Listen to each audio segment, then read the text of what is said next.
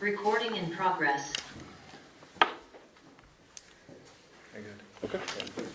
Oh, I didn't see a light. So. Oh, I didn't see it. Okay. All right. It is 7 o'clock. It's Monday, April 13th, 2026, 7 p.m. I'd like to call this meeting to order for the Town of Sunderland Select Board meeting. Item number 2, introduction of board members. I'm Todd Lawrence.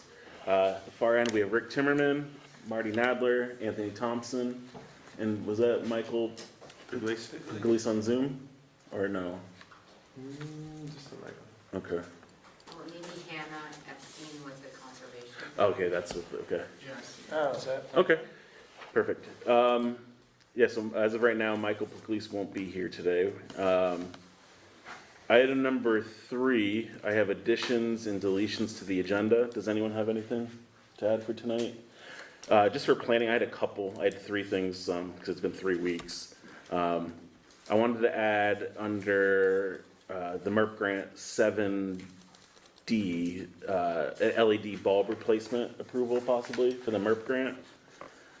I had another one for item 12 I had town email addresses. I wanted to kind of expand that to also include town IT update. And then item number C that I wanted to add was also under new business, an Orvis building change of use. They're looking for a town support letter, so I just wanted to discuss that under new business. So, All right. if anyone doesn't have anything else, we can move on. Item number 4, approval of the minutes. March 23rd, 2026 select board meeting minutes. Make a motion to approve minutes. Okay, we have a motion. Do I have a second? Second. We got a second. Any discussion on the minutes? Okay, in approval of the March 23rd, 2026 select board meeting minutes, please say aye. Aye. Any opposed? Okay, that's passed. Item number 5, public comment. Any members of the public either present or on Zoom, if you have anything you'd like to comment, please let us know. Okay. Item number 6, I have the annual update from the U.S. Forest Service, the Manchester Ranger District. Martina, if you want to take over. And you can stand whatever's easier for you, up here, on the side. Introduce each other. Yeah. Because I don't think you've met Steve yet, probably. Oh, yeah, I don't think so. So you met, hi again, Martina Barnes, District Ranger. And we can, and Stacy Stratton is our timber program manager. And then, Hey, good evening, Steve Billick, Recreation Program Manager. Okay, hi. so, we just wanted to provide a short update on some of the projects happening in general on the Manchester Ranger District and specifically in Sunderland, and just give you guys a chance to ask any questions that you might have. And Hannah Epstein is just on the line. She's with the Conservation Fund, one of our partners who's involved with the Hartshorn, Bacon Hollow property, and that if there's a specific question or wanted to offer, just to have her available if there's a specific question, because they're managing that that land acquisition. But I guess I just wanted to, in very big picture, just mention that you may have heard, I was just at the bakery, and people, like, when they see me in uniform, they ask often questions about the U.S. Forest Service in the news lately. And she, I guess I just wanted to say that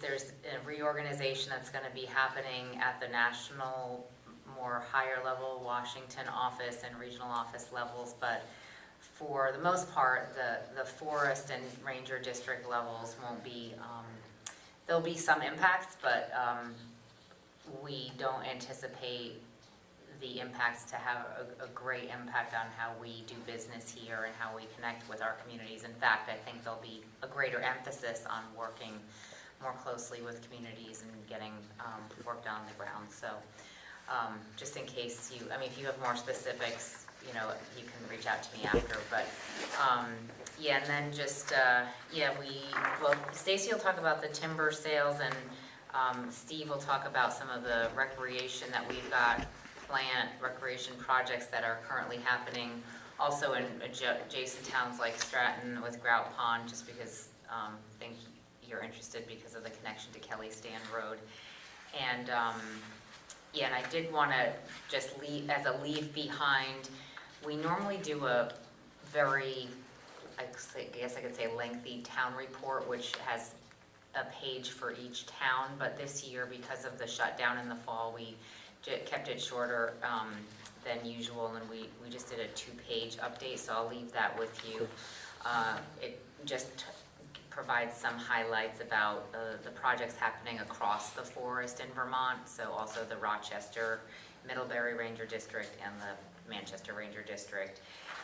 So I'll leave that with you, and then also maybe Steve will touch on it. A big recreation project that was approved for implementation last year is called the Velamont Trail. It's a mountain bike, a statewide mountain bike trail that will connect Canada, when it's ultimately completed, from Canada down to the Massachusetts border. And well, it doesn't go directly through Sunderland, but it thought it might be of interest to you, so I'll leave you some of the maps which show the route. The closest that'll be is like the Grout Pond. It'll go past like the Grout Pond area, so it'll be a it'll be mainly single track, but in some sections a more of an accessible mountain bike trail connecting various communities across Vermont. So. Maybe Steve can touch a little bit more on that, but yeah, so we are, I think with that, maybe I'll turn it over to Stace, or I don't know, who wants to go first? Steve, I can go first. Yeah. Yeah, Okay. I'm quicker. But yeah, our recreation priorities, have been focused on public access to our national forest lands. Martina mentioned, we were kind of having some folks leave the agency. Luckily, the hiring freeze was lifted and we were able to hire some recreation technicians, some timber technicians, so we haven't been able to bring on seasonal employees for a while, so that's gonna help us out quite a bit. But yeah, the recreation opportunities we focus on are multi-use trails that were mentioned, developed recreation like Grout Pond, and then like dispersed recreation sites.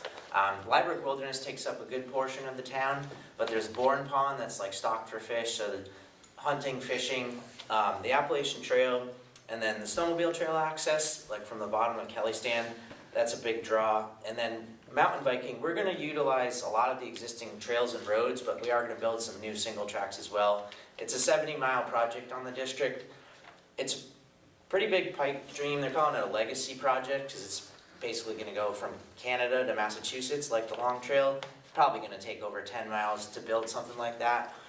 It was easiest to work with us as a large landowner to get permission for one big chunk. Once it ties into, say, like the Kingdom Trails, it's a lot of private ownership, so it's a lot of smaller land agreements to make that work. But yeah, the access will go to Grout Pond. If you haven't been out to Grout Pond, there's a new accessible trail to that hut. The hut is rented under a special use permit by Vermont Huts, but we're basically going to finish the other loop by all the campsites and have like accessible pathways to each site. So some of our partners like Vermont Adaptive have been using that area. Next year we're going to be expanding the parking lot and then putting in an accessible like beach trail to get folks into the water. So it's just over the line from the town, but I feel like it's pretty close for your residents to enjoy. We're looking forward to that. But yeah, the Velamont Trail, as it gets built out, we're hoping to draw in different user groups, especially down in like the Somerset area. And then last but not least, the Appalachian Trail. That's managed somewhat by the Park Service, so we were able to get capital funding. We're going to be doing it's New England wide, but there's about $5 million available for tread. So through this project called the Legacy Restoration Fund, we're hoping to work south of Kelly Stand down into Glastonbury. We haven't really touched the Glastonbury Wilderness section in quite a while. There's some relic damage from Irene up there still. Obviously that's popular with the snowmobilers to go up and down, but the Appalachian Trail doesn't get much love through that area because it's so remote. But yeah, a couple other things we put a little bit of money into are there's a few really rustic bathrooms out at Bourne Pond.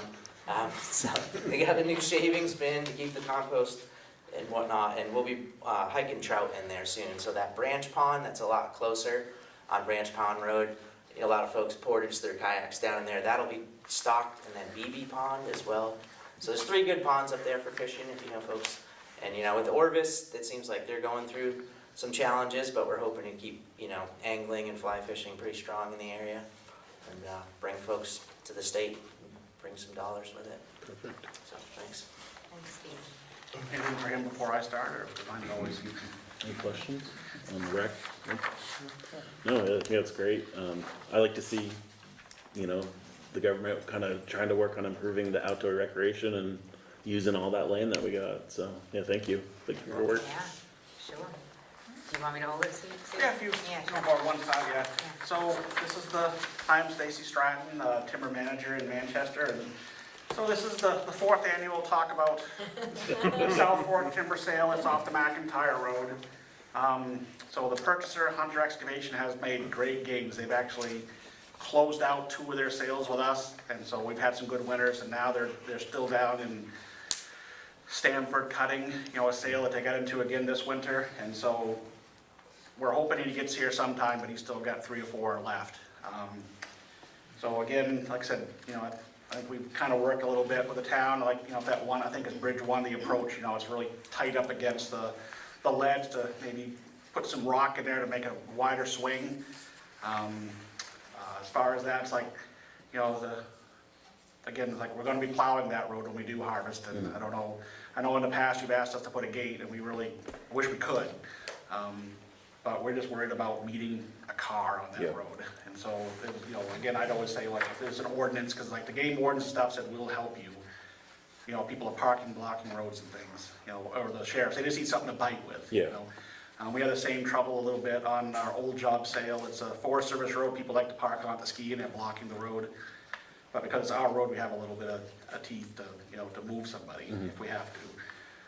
The only new sale we have, and it's on the 5-year plan, and it's down here, and we're calling it Catamount Cobble for Catamount Cobble. And so, you know, it's that south road passing under 7 and be on the east side. And it's mostly it's a wildlife opening now, so it'd be, we're not expanding it, we're just adding some more to it temporarily. You know, it'll grow back up in, you know, 10 or 15 years. So it's just part of that early Literally succession. off of Route 7. correct? Yeah, it's right on there, so, you know, that's something in the next 5 years. The Forest Service is probably gonna fix our section of the road up pretty good. Hopefully we'll work with the town, because I can't do a lot of road work, but I can do some, you know, that one big puddle, I guess we'll call it a puddle, right there, you know, that we can work with the town with that to help, you know, pay for that if there's money in the sale. You know, even if it's just drainage and some gravel or something, but yeah, that's kind of what we got planned. We know our targets have not increased all that much. We've been pretty aggressive over the last 5 years. 10 years that I've been here, it's gone up quite a bit. So it started like 3 million board feet a year. Now we're at like 11 or 12. So it's been pretty consistent between Rochester and us. So we just need some winters so the loggers can get out there and cut. So we've had 2 good ones the last 2. So they got a lot of wood in, so. Any Does questions? that span pretty much from South Road to Orvis, or is that what I'm seeing there? Yeah, kind of go right up against them, right here. I mean, the lines are already in pretty good, we don't have to do much surveying, but yeah, it comes right up against them. There's some existing wildlife openings there. And so the thing to always note is that that's the area, like I'll call that my sale area, but like what we're actually harvesting is a lot less. You know, there's like individual stands in there. So I don't think, it might be 100 acres, maybe that, but out of that 100 acres, who knows what we'll end up with. You know, there are mitigations for, you know, wetlands and streams and, you know, other items out there that, you know, especially heritage in this area that we have to mitigate. So sometimes I start with 500 acres, and if I get down to 100, I'm pretty lucky. Just because, you know, it's wet around here. At least in this district, up north, they don't have the problems that we do. They got better timber and, you know, better markets. We're like a 7.5 hour round trip for some of that stuff in Stanford to get to the mill. One wet, so I mean, that's 1 load a day for those guys, so. Yeah.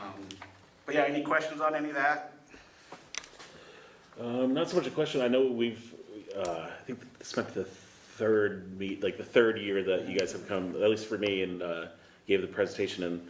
And we've been talking about working with our zoning administrator and getting a ordinance for the road, the winter road closure on Kelly Stand, mostly for the logging issue, and then also first responder issues in the winter time, because people, even though it's unpassable, they still find their way up there. But yeah, that was one of the main concerns that you guys mentioned last year, was the cars coming down or coming up with the logging trucks. And so that's something that we're looking at. I don't think we've officially started the process for that, but that's something that we're looking into getting that going for hopefully this upcoming winter. And, like first responder items, like, it's on the McIntyre Road, is like an existing landing, it's pretty good size, and we're gonna expand, gonna bring a lot of wood, it's like, that would be like a good suggestion, like, hey, that might be a good spot to put a helicopter in if there's ever an emergency out there. Or maybe up to its, the intersection with, Branch Pond, something that's wide enough to get something in. And if we could maybe do something like that as part of the sale, instead of like closing out and taking that landing and putting it all back to bed, it's like, no, maybe we'll, a suggestion from the town, hey, can you make that a place to bring a chopper in or something, would be, worthwhile, I think, for us to pursue. That it's far enough out that now's the time to start thinking about it. Yeah, And what's needed. especially with the increase in like recreation too. Right. Yeah, Mountain biking and all the risks involved with that too, so. exactly. And we'd have to work with the purchaser for the plowing. It's just so like they don't leave a snowbank anywhere, because they come down those roads pretty fast. But yeah, whatever we can do to help, you guys have been great. I mean, that's the only reason that sale probably sold, is like, hey, the town's really working with us on this. And Hunter, I don't know if he came in or not, but he owns a lot of sales, but we're trying more, so Okay. it's starting to get spread out. Yes. You said you take your lumber down to Stanford?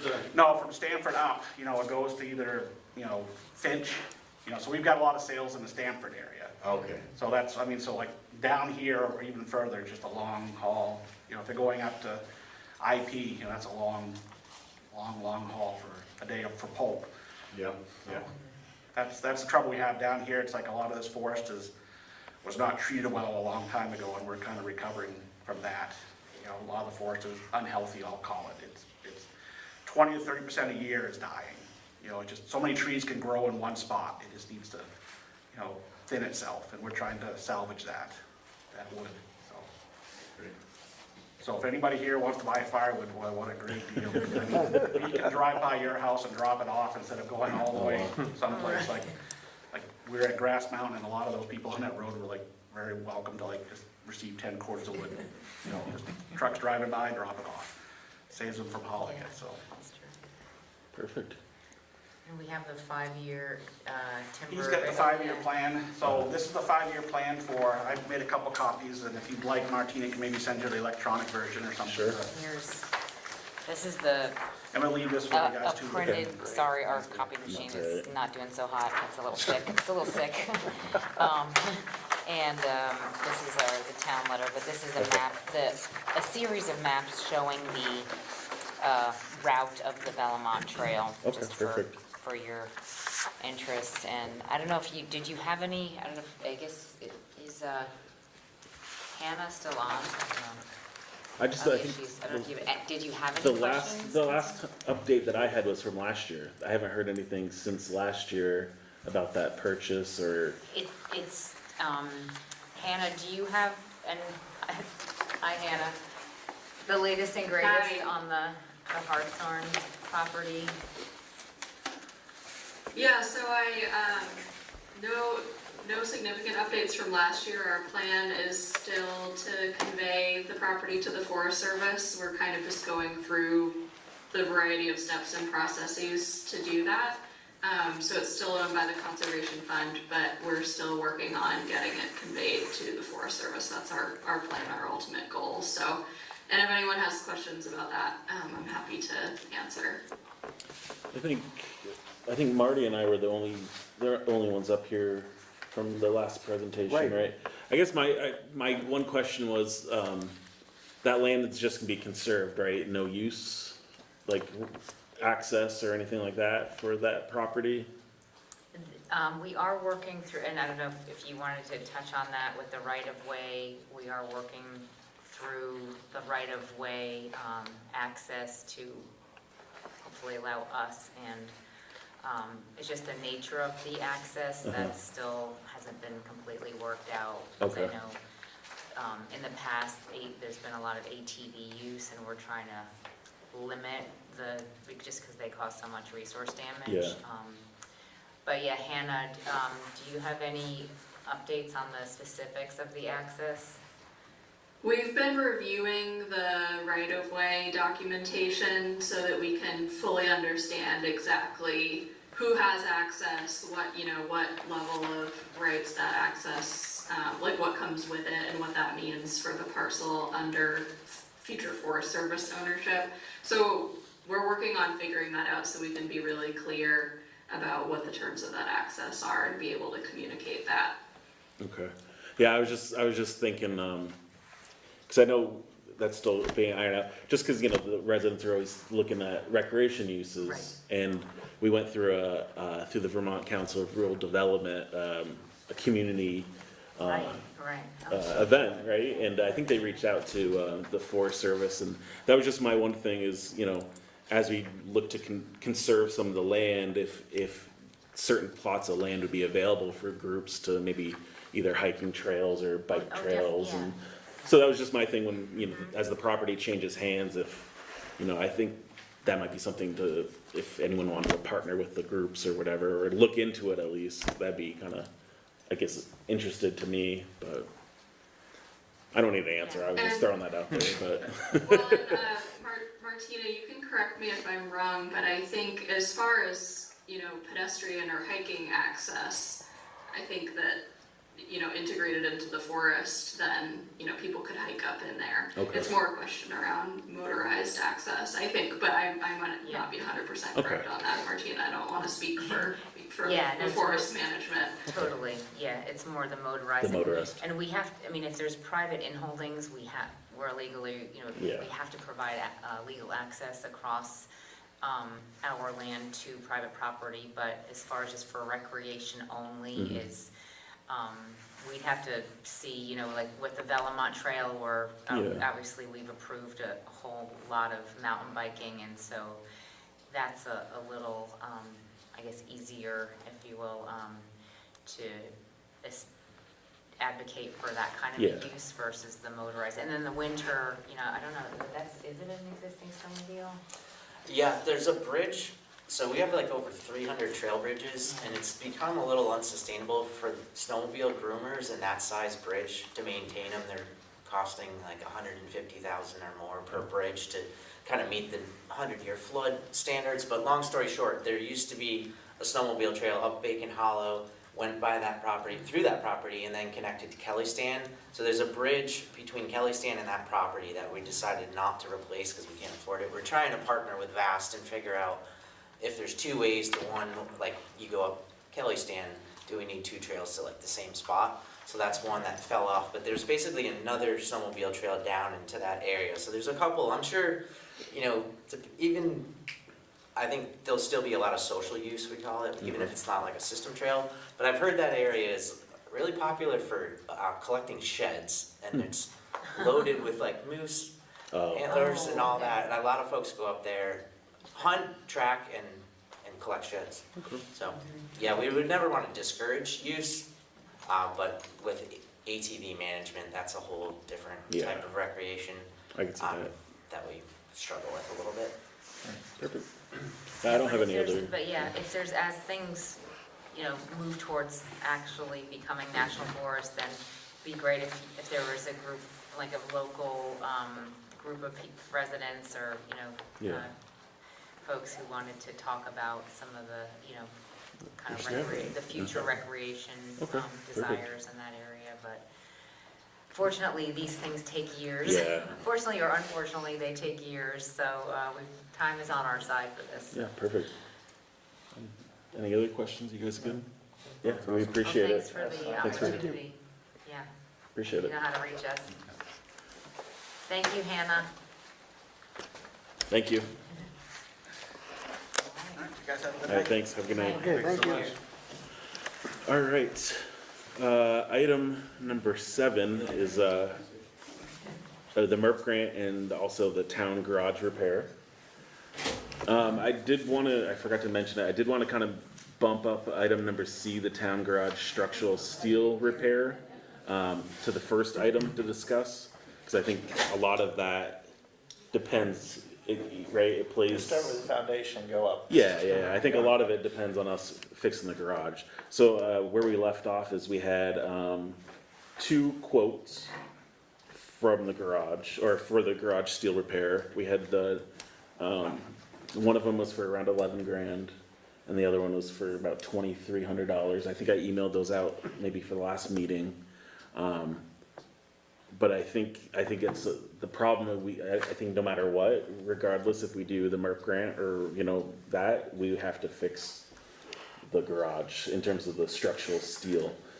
Even if we wanted to replace the garage in the near term, we still have to fix the structural steel. Yeah. Yeah, I know, did you and Michael go and, And we took a look at that. Yeah. And Mike's assessment was that if you take a 4x4 and just bolt it to those beams, it goes right up underneath the main rafter, steel rafter, whatever, beam coming down, and that would be 100-year, or more. I mean, it would support that. Not that it doesn't look like it's dropping at all now, but that would be a full support, and it would be in the hundreds, not thousands of dollars to do that, to both those on the back wall anyway. And the ones on the side wall, they can be cleaned up like suggested, and just, they're not structurally bad, they just need to be, there's rust there and it should be cleaned up and painted or whatever. That was what Mike and I saw, and I totally agree with him. A 4x4 going right up that beam, you bolt it to the beam, it would support anything, so you'd never have to worry about that beam's support. Just a thought. Yeah, I don't know how to handle that one, yeah, so I mean, the both the estimates though, I think they included I think I have in my packet here. Included some of the metal work, including the fabricating of the supports around it, around the columns, and then also some of that corrosion repair where you wire brush and then you paint the zinc oxide or whatever paint on it. But I think we have to kind of make a decision sooner than later, because the MERP grant, which we'll talk about after, Kelly, right? Kind of hinges on that, with that town garage, because I think without repairs to that garage, then we can't really move forward with a lot of that MERP grant stuff. So I have a question. Yeah. If we decide to put 4x4s, pressure treated 4x4s in there, Right. we still have to figure out how we can wire brush and, all the other things. And, I don't, that, we're gonna have to bring somebody in, and the job becomes so small. Are we gonna be able to get people to do a job that small? Sure. So, were you talking 4x4 lumber? Yeah, Or? Yeah. lumber. Pressure treated 4x4s. so, I mean, Mike suggested that, and I looked at it, and I totally agree with him. I mean, the concern is that gives away, the rust gives away and it drops, and then even if that steel post dropped, the main beam that's going, the rafter beam coming down, is supported in the center and on the ends, and it's not going anywhere. And this would just be, this is a support in the middle of that, and if it's a worry that might give away, and maybe Kelly has some thoughts on that too. I don't know, you looked at that, and I don't know if you had any thoughts on that. And, well, my apologies for not remembering, your background and the background of the other person that looked Yes. at this. Engineers? Pardon me? Are you an engineer? I'm an engineer, yes. A structural engineer? No, mechanical engineer, but. Okay. My concern is potentially more about shear forces. And you're probably right that, you know, a 4x4 post can support the weight, but there's movement in lots of different directions. So that would be my concern, would be making sure that a structural engineer has agreed that would accommodate all the different forces that have to be accommodated. Problem wise, yeah, let's do that. Yeah, so I'm just passing around Yeah. the two quotes, and that'd be my concern a little bit is, I mean, we, maybe as a supplemental, but I mean, we did have that one, the structural engineer did show up, the Novelli engineering, and, you know, I'm kind of going off of his recommendations of the metal repair and the fabrication. So, you know, I kind of feel like we should stay on track with the recommendations from the Novelli engineering, for also liability reasons too, and then also time issues. So those are the two quotes. There's a significant difference in the quotes. Yeah. 11,000 versus But 2,500. but the actual work itself seemed fairly similar, and that, you know, both don't also cover the cost of accessing those panels from the backside, which we'd want to coordinate probably with the remaining of the MERP grant when they go through. That's how I would imagine the best, so we don't take them off and back on.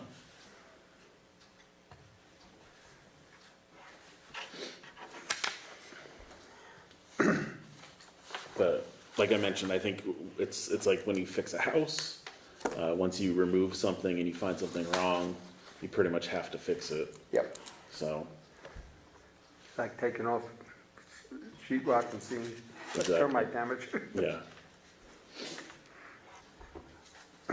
Does anyone have any questions on either one of those or the work itself? But Yeah, Is go ahead. there some reason why there's a $9,000 difference in the two quotes? I mean, I didn't see, in terms of maybe their billable, how they want to bill it. I mean, I don't know the quality, the differences, and, you know, some people bid and they give you prices that might be much higher, Yeah. depending on their availability. It depends. I don't know.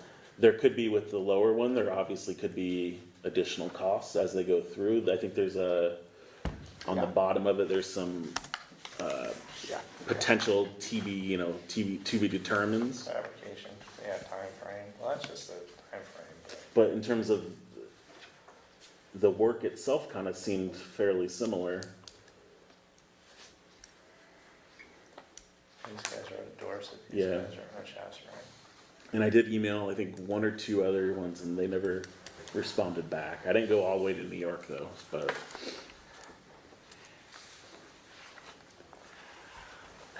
It's not my forte, but. yeah. You know, If you wanna look, I, good. yeah, looked at them pretty. So I mean, I don't think, you know, either one, the price is gonna go up for either one, yeah. so. It would make sense to start at the lower price. Yeah, and then for funding wise, I mean, I don't think we have, because this will have to obviously come out of the town. It's not a MERP grant qualified work, but I don't think the garage has any. Do they have a building maintenance that we could pull from, or would it be special projects? I'm just looking at if there's any building maintenance. So there's a garage maintenance supplies category, but that seems to, you know,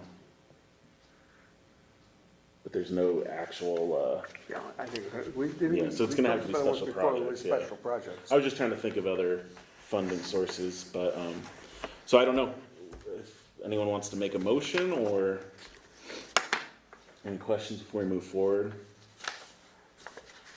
I would make a motion that we accept the bid from the Valley Engineering. Oh, well, that was, yeah, so it'd be from the VT Metals, or the other one was, Huntington The Steel. Huntington Steel. So the Huntington Steel was that one, Yeah, that's the $11,000 and one. then this one was the Yeah, 2,600. it's Vermont Metals. I'd make a motion that we accept the bid from Vermont Metals. I was gonna say, you mentioned all three of them. Which one? No, this one, Vermont Metals, the $2,588, Okay, we have a motion for, yeah, go ahead. and any additional costs. Plus any additional up to, okay. Okay, so we have a motion to accept the bid from Vermont Metals. Do I have a second? I'll second that. Okay. Motion's Marty. Seconds Anthony. Any further discussion? Do you want to add anything to the motion about the funding will come out of special projects? If you want to make an amendment and say that, yeah. Yeah, I'll amend the motion that payments will, funding will come from the special projects fund. Okay, so the new motion is to, motion to accept the estimate from Vermont Metals at 2,588 plus any additional, Right, with the funding from special projects. right. Okay. Okay, all in favor, please say aye. Aye. Any opposed? Okay, that's passed, and I'll reach out to them, and we'll try to coordinate, get that going. All right, thank you. Next item, where is that on here? Next item, project update, general MERP update from, I guess, ourselves and also Centerline. Do you want me to, should I give up the initial rundown? I forgot what we talked about, the initial rundown of the MERP, and then we can move into. I think it makes sense for you to go Okay. over what's happened and what's in progress. Okay, gotcha. And I'm sorry, and that's Kelly from Centerline. Yeah, so the MERP grant, I'll just go through where we are with everything for the town hall. Jeff is currently working on getting estimates from, for the mini split units. He's got one quote. I asked him for another one just because the cost was around 11-ish or so. So I asked to get another quote for that. The next on the list, we had programmable thermostats. Obviously, those are on site already and existing, so that's done. We're gonna have to do a scope amendment to the grant for the air sealing of the, adding additional insulation to the foundation here. I think, talking with Centerline, we can probably skip that portion of it, because our building's fairly new and probably doesn't need any additional insulation for the value that it gives. We've completed the air sealing, the weather stripping around all the doors, including the front door and the side doors and the back door here. We have in our grant solar that hasn't started yet. We're discussing the right way to go about that one, but that hasn't started yet. We've discussed the EV charger, and I think from prior conversations, I think we decided as a board to remove that from the scope of work at a previous meeting, and so we'll update the grant amendment at one point for that. LED lighting, so I guess we could, no, I'll wait for that one. Jeff got an estimate for that one, and we'll discuss that, where I was gonna add that one. That's D. Yeah, I'll add that one on D and we can approve that one, or not approve it. But Jeff has an estimate that I'll present in a little bit. So for the town garage, so far, the mini splits, the installation of the foundation in the walls, in the roof, that hasn't officially started yet. We'll discuss that next. We've replaced the two man doors in the building, pedestrian doors, and some weather stripping around the entryway. And then the solar in the grant, we're gonna work and get that amended, because I think the general belief is that it would be better to combine if we get to solar up here at the town garage. And then we also have pending the any additional, or any roof repairs or replacements. I provided you guys also kind of the rough financials of where we're at with the grant. Obviously Caroline would have the official numbers. We about to have 187,000 left, a little over 187,000 left. We've expended about 18,845 so far. the consensus, is, the state, the funds need to be pretty much still expended by December 31st. So the state's starting to do their checks on the towns and making sure that we're keeping the projects moving and getting, working down the list and checking the boxes to get stuff installed. On the document I gave you guys, do you guys have any questions of anything or the financials or? I don't know, no? We're getting second estimates for the town hall mini split, but does that apply to the town garage as well? So Jeff was gonna start, and Jeff's on Zoom, he was gonna do the mini split estimate for the town garage, but he held off until we figured out item number B on here, how we're gonna tackle the garage, whether we're gonna bundle it or whatnot. So he held back on that one, but pending the outcome of what we do here, then we can move forward with getting the quotes for that. Okay. But yeah, he did get one quote for the town office, and then is working to get another one or two. Sweet. Yeah. Do you have any? Do you want to chime in, Jeff, on anything? Well, I was just gonna say, yeah, I think with the town garage, until we know, and I think Kelly talked about this, or will talk about it, we need somebody to tell us just how big of a machine we need. Kelly did recommend, and I think we all agree that it should be ducted, not ductless, not those air handlers, that wouldn't work there. So yeah, again, with something, an animal like that, so big and drafty, it didn't make sense to get an estimate right now, and then that would almost assuredly will change once we do the seal up and fix the roof, so. And I don't know, Todd, if you're gonna go over the specific estimate I've gotten already, or do you want me to? For the mini split or the? Yeah, at town hall, I mean, yeah. I was gonna hold off until we got that second one and do them both at the same time, so that way the board can kind of see them and make a decision. I was gonna go later on after we discuss B. I was gonna go over the LED estimate since it was relatively low cost afterwards. Okay. Yeah, Dixie. So.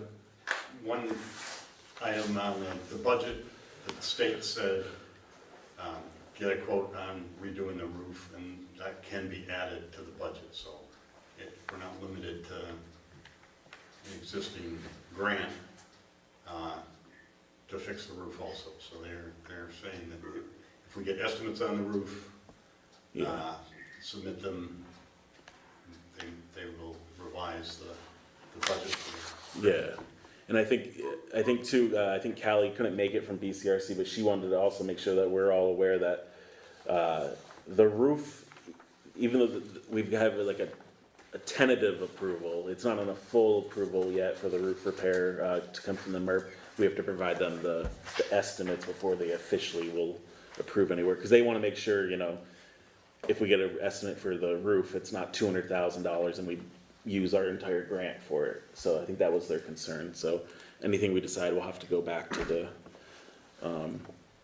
the state. And then just for general planning too, I was talking with Callie, and the way the grant was structured, a vast majority of it realistically would be devoted towards that town garage, just because all the efficiency issues. I think she said, you're not bound by the line items in the grant in terms of the cost, but just for mental planning, I think the grant up to like 180,000, like the state was kind of thinking would be potentially allocated to the garage as you start looking at the numbers and how things kind of balance out.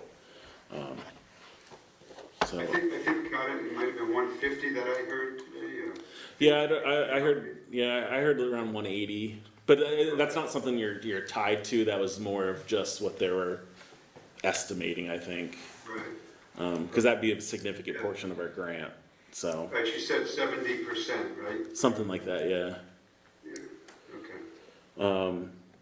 So that's where we are, kind of with Jeff and the Energy Committee's been doing a great job. I appreciate Jeff getting all these estimates. It is tough out there to get estimates, especially for some of the smaller stuff like the LED lighting. That we'll discuss. But if we don't have anything else to discuss on the actual overall structure of the grant, then maybe we can move on to item B, which is the Architect Services Proposal Amendment and possible action with Kelly from Centerline. And I don't Yes. know if you wanna maybe give a overview. Yep. So I'll give a really quick overview of how we got to where we are, because I'm not sure that everyone has been involved from the beginning. The way the initial MERP program started was they were really, had a very specific set of questions they were looking at. Do buildings currently meet the energy code? If not, what would you need to do to make them meet the energy code? And so that's kind of what the initial reports summarized.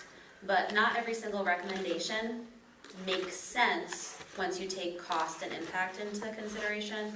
So I think the adding insulation to the foundation on this building is something that, oh, the building does not meet the current energy code, we could add insulation to the foundation. But you're looking at just so much expense for very little benefit, it doesn't make sense to spend the money there. You're not gonna get a really good return on it. So the first phase that I came on to help with was looking at those recommendations, which were very kind of black and white from a checklist the state gave the energy consultants, and say, okay, here's all the ways that we could update these buildings to make them more energy efficient to meet code. What makes the most sense from a cost perspective? What makes more sense from a building science perspective? Where's the best place to spend money? Where are we gonna have the biggest impact? On top of that, the grant program does have specific lists of priorities. So air sealing and insulation is first, then mechanical systems are second, electrified mechanical systems, and third is solar and EV chargers. And this is really Callie's area, so she, I'm sure, would give a better summary of that specific piece than I can, but that's the general gist. And that's also very much in alignment with, you know, what the green design community promotes as well, that there's no sense in spending a bunch of money on a huge mechanical system that's oversized when you could tighten up your building and then install a much smaller mechanical system. So that is kind of the process we've already done, is gone through what makes sense, what doesn't make sense. We've eliminated a few things that don't really make sense. Jeff and the Energy Committee has been working on executing some of the smaller projects that don't really require a greater level of design assistance. So ceiling doors, you don't need design drawings, you don't need an architect for that. You guys can get quotes for that and get that executed. The piece that really does require a greater attention to detail is insulating and sealing up the garage.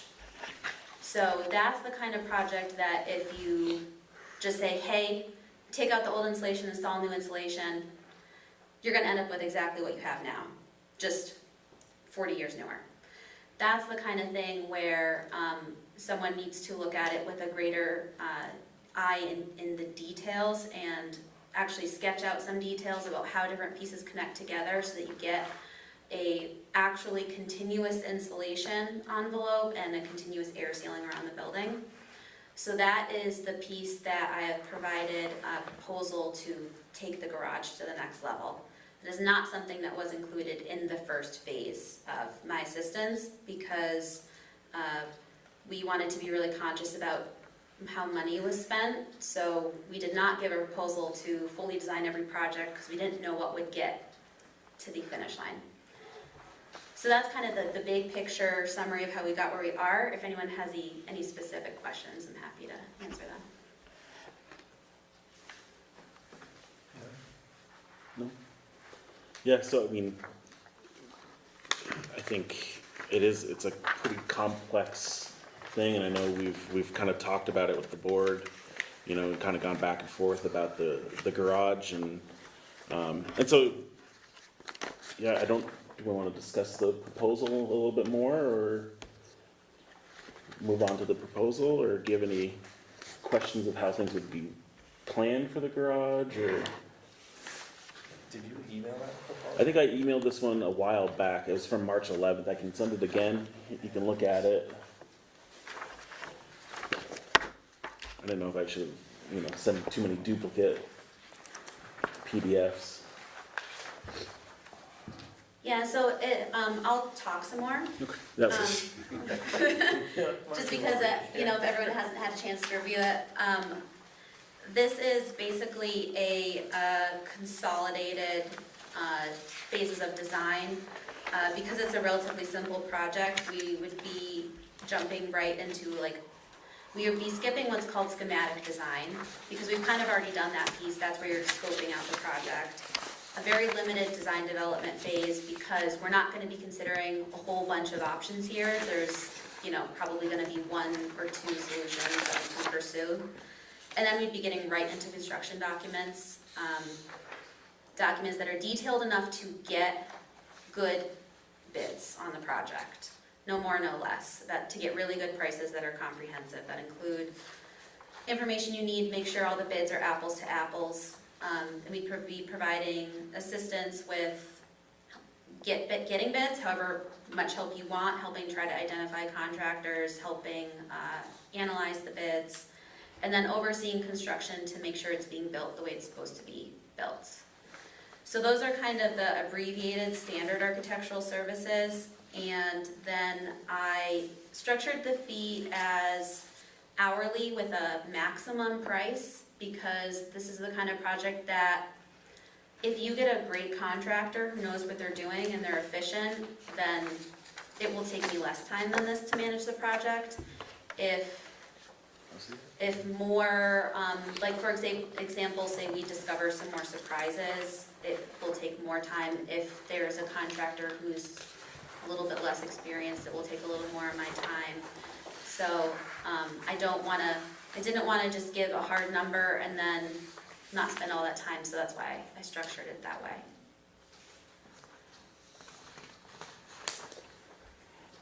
Can I ask a question? Yeah. Kelly, are you going to be looking into getting quotes for re-roofing also? So this would be, my plan is to structure this as one project. So that one project includes removing the existing insulation, removing the existing roof, either repairing or installing a new roof, new insulation, new air sealing. It makes the most sense to do as a comprehensive package. and then the ducted split, that'd be separate, that we could handle on our own. Yes, Okay. so the ducted mini split, what we still owe you from the first phase is sizing that system. Okay, And the reason that hasn't been done yet is because we need to know how much insulation is gonna go in and how much air sealing effort's gonna go into the garage. Once we have that, we do have an energy consultant who will size that system. That is something that could be design build with a mechanical contractor. Once we have the sizing, you do not necessarily need an engineer to design that. okay. So we would provide a written description of here's how big the system should be. You should have an air handler at the back of the garage, you should run 2 ducts along the walls, and then besides that, it's kind of up to them to clarify more details and propose equipment and give you a price. Okay. And then, yeah, so, I mean, if we went with it, in terms of the town's involvement, most of everything would be handled, like, in terms of, like you said, the estimates, the management of the project itself would be handled by Centerline. So, the smaller stuff, we wouldn't be running around as much with our limited resources that we have in the town, right? That's, Okay. yeah, like, obviously I will, Yeah, that's what we're trying to. I'll need some input. Yeah. I want to make sure that we are following your procurement policies and, Yeah, if you have experience with local contractors, would love your recommendations. Something that has happened the last few years is that, let's say before COVID, you could put a project out there and you get lots and lots of people interested. It's just not the case anymore. yeah, Now, when we have a project that is like, say, less than $5 million, I'm getting on the phone with 10 to 20 different contractors saying, I have a project, do you want to bid on it? And then after reaching out to like 12 plus people, we'll get 2 or 3 people to provide a price. So the market is really tough for smaller projects. What's happened is a lot of the really small, there's very small contractors who don't know how to do the paperwork on a municipal project, they just focus on residential. The mid-sized contractors have been bought up by the big guys, and then you have these big guys that want $5 million projects plus. So that's why we're in a kind of a tough place with projects of this scale. Okay. And then just that one document I gave you with the finances for the MERP grant, because this would be, it wouldn't be coming, it'd be a soft cost from the grant. So the grant, you can allocate up to 20%. And so far we've between the wildland surveys and Centerline Tier 1, we've done about 11,915. So we'd still be under Sure. the 20% for the grant. So, so I mean, I'd be willing to So if I read that correctly, it was like 15.4, 15.6 plus. up to. It was a hard. It was a stop at where was it? 15.3. Plus reimbursable expenses. Plus reimbursable expenses. If we had to go higher, then that'd be a different amendment later on, but, you know, it could be less than 15.3, it just depends. So, any other questions, or I'd make a motion that we accept the proposal by Centerline for managing the MERP.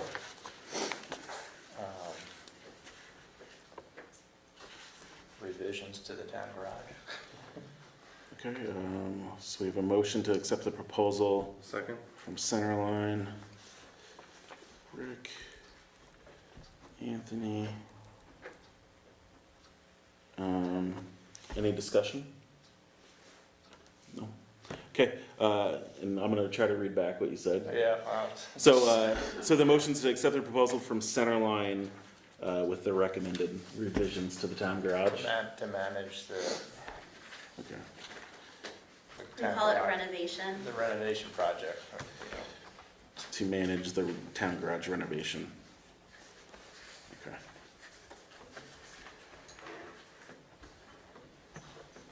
Our procurement policy is listed on our town webpage. And so I can send it to And you. I have reviewed it quickly. Pretty liberal. Yeah.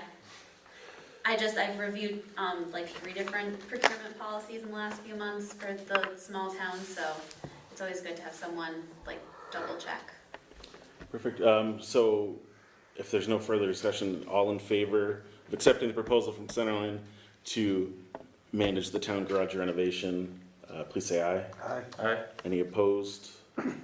Okay, it's passed. For the signature, would I be under, would owner? Is that, would Yeah, I would you're be? the other Okay. owner's representative, yeah. Good job, Kelly. And do you want me to scan this? I can scan it and email it to you? I actually have my own copy, Okay. so maybe you keep one and you could sign my copy. Yeah, I can do that right now. Then that might be the quickest way to get it done. Yeah. Get it right now. I'll sign it, yeah. Look at that. I'll read it first. Yeah, this is the same version. Let me just check the price real You can quick. swap them. We're good, we're good. I'm sure, you know, historically, I just gave away my house or something, you know. Yeah, thank you very much. Appreciate that. Can't afford the taxes now. Yeah, I can't afford the taxes anymore, so. Thank you. All right, thank you, Kelly, for your work on that. Anything else on that line item? Okay. Item D that I had, other project items, Jeff was able to finally get some estimates. It's been tracking down, electricians, but he got a estimate from Magic Electric out of Shaftesbury to come in and, using, again, funds would be coming from the MERP grant. I feel like 72 LED bulbs. Oh, you're unmuted. You're muted. You're muted, Jeff. Okay, Yeah. yeah, no, 72 is what he counted. I was there, Caroline was there when he went around last week. Okay. And I think that's also what the guy who did the seal up, when I was talking to him about it, he counted something like upward of 70. Okay. Oh yeah. Whole So building. yeah. So he did. Magic Electric issued a bid for to install and replace the lamps from the fluorescent fixtures and dispose to LED and dispose of the old ones. $1,420 for that. That includes the bulbs? That includes the bulbs. 72 of them. I think he estimated about 5 hours with all that ladder work up and down. 5 or 6 hours. And I did ask him to, because there's some question always about, can you just take out the old fluorescent and put in LEDs? Do you bypass the ballasts?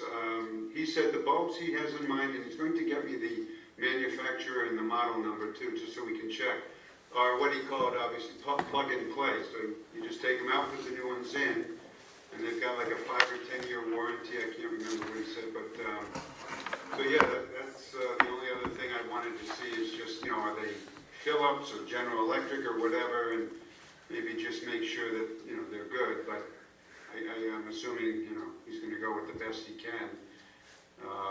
So yeah, and that, as I said, between myself and other members of the Energy Committee, I think we tried 3 or 4 electricians, and not one of them got back, which, no big surprise. Yes. Can I make an unsolicited comment? Go ahead. You might ask for a few extras Okay. of each type, because Okay, yes, they might have a 5-year warranty, but if one of them goes out in 2.5 years, like, there's a certain percentage that will fail. Yeah. And so if you have the same bulb on hand, when you pop it in, it'll look the same, and Yeah. it just would make you not have to go through this again. okay, good idea. And then also, I can ask them how much more that, 5 or a half a dozen would be. Yeah. or they could be freebies too. That's right, a volume discount. Yeah. Like when you submit for a warranty, by the time you go through the whole process and Yeah. find the right person, like, you've spent 3 hours sometimes. Yeah. Just having a few on hand. And then I guess my only other thing too is in terms of the color temp.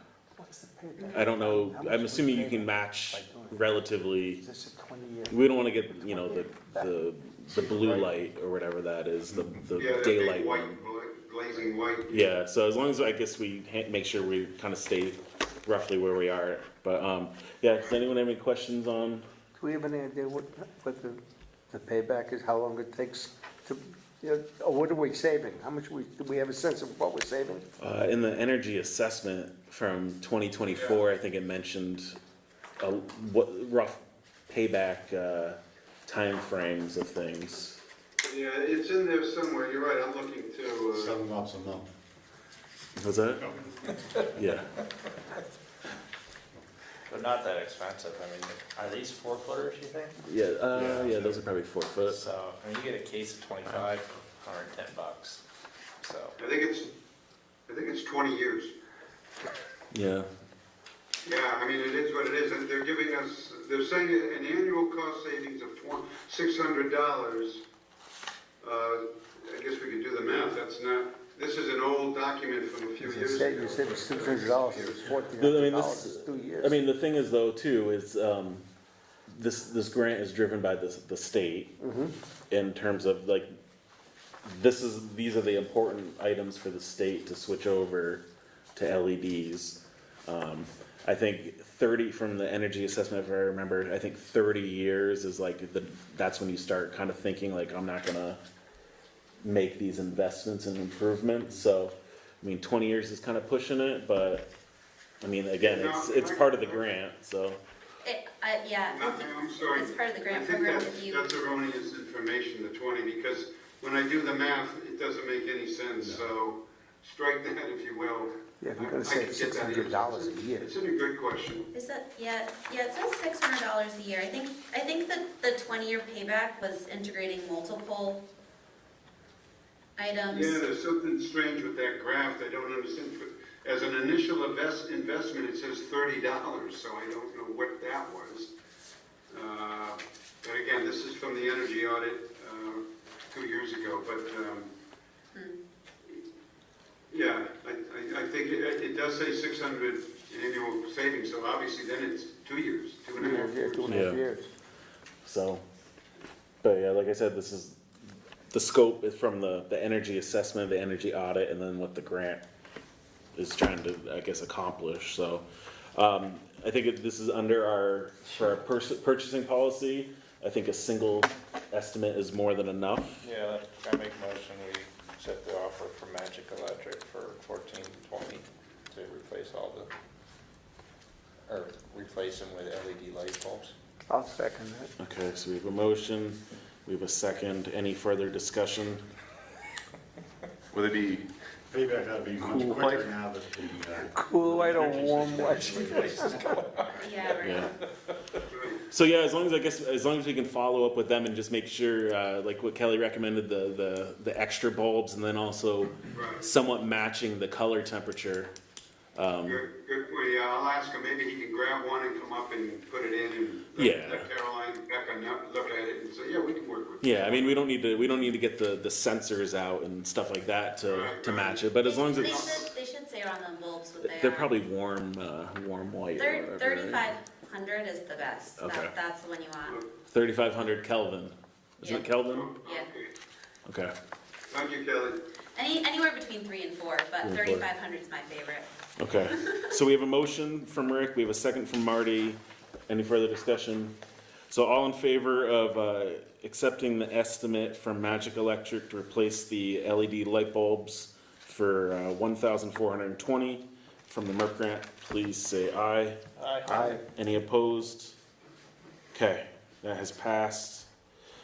That was a lot. I appreciate everyone's work so far on the MERP grant, and I think we'll have a lot of stuff accomplished this summer. So that's all I had for the MERP grant portion. Thank you for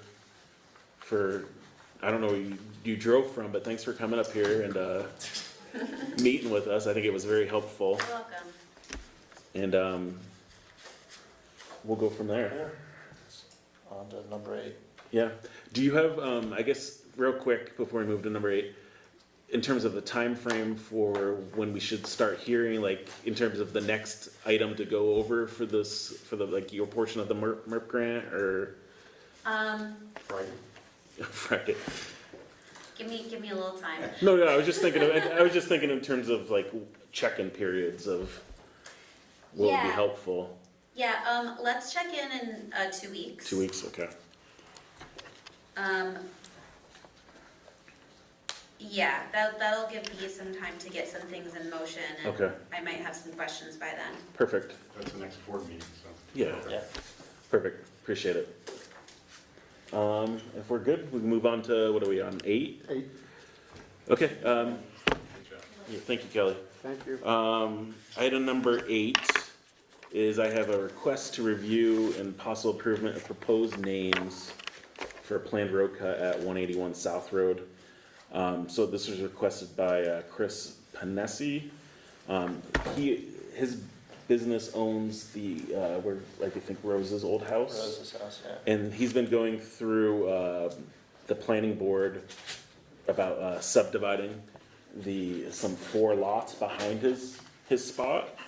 And so he just sent this email today, but I can pass it on.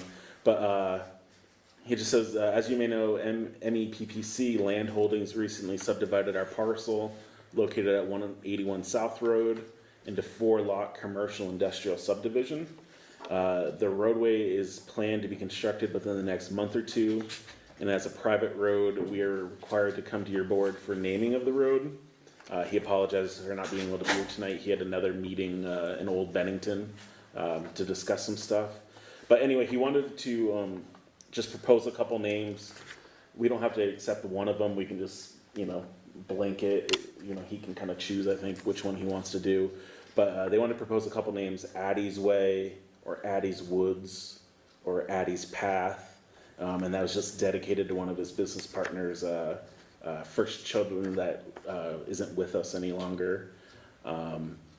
So Addie's Way, Addie's Woods, or Addie's Path. And then if we didn't want to go with those ones, there's a couple other ones: J. Bell's Woods, J. Bell's Path, J. Bell's Way, or Harper's Woods, Harper's Path, Harper's Way. So he just wanted to ask us if we had any objections to any of those names, basically.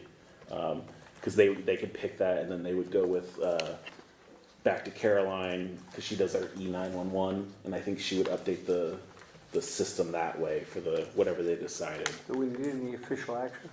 I think we can just do a motion to Just accept it. accept Yeah. any of these, Right. any of the variations of name. So I'll make a motion, we accept all of the options presented by the petitioner. Okay. I'll second it. Okay, options presented.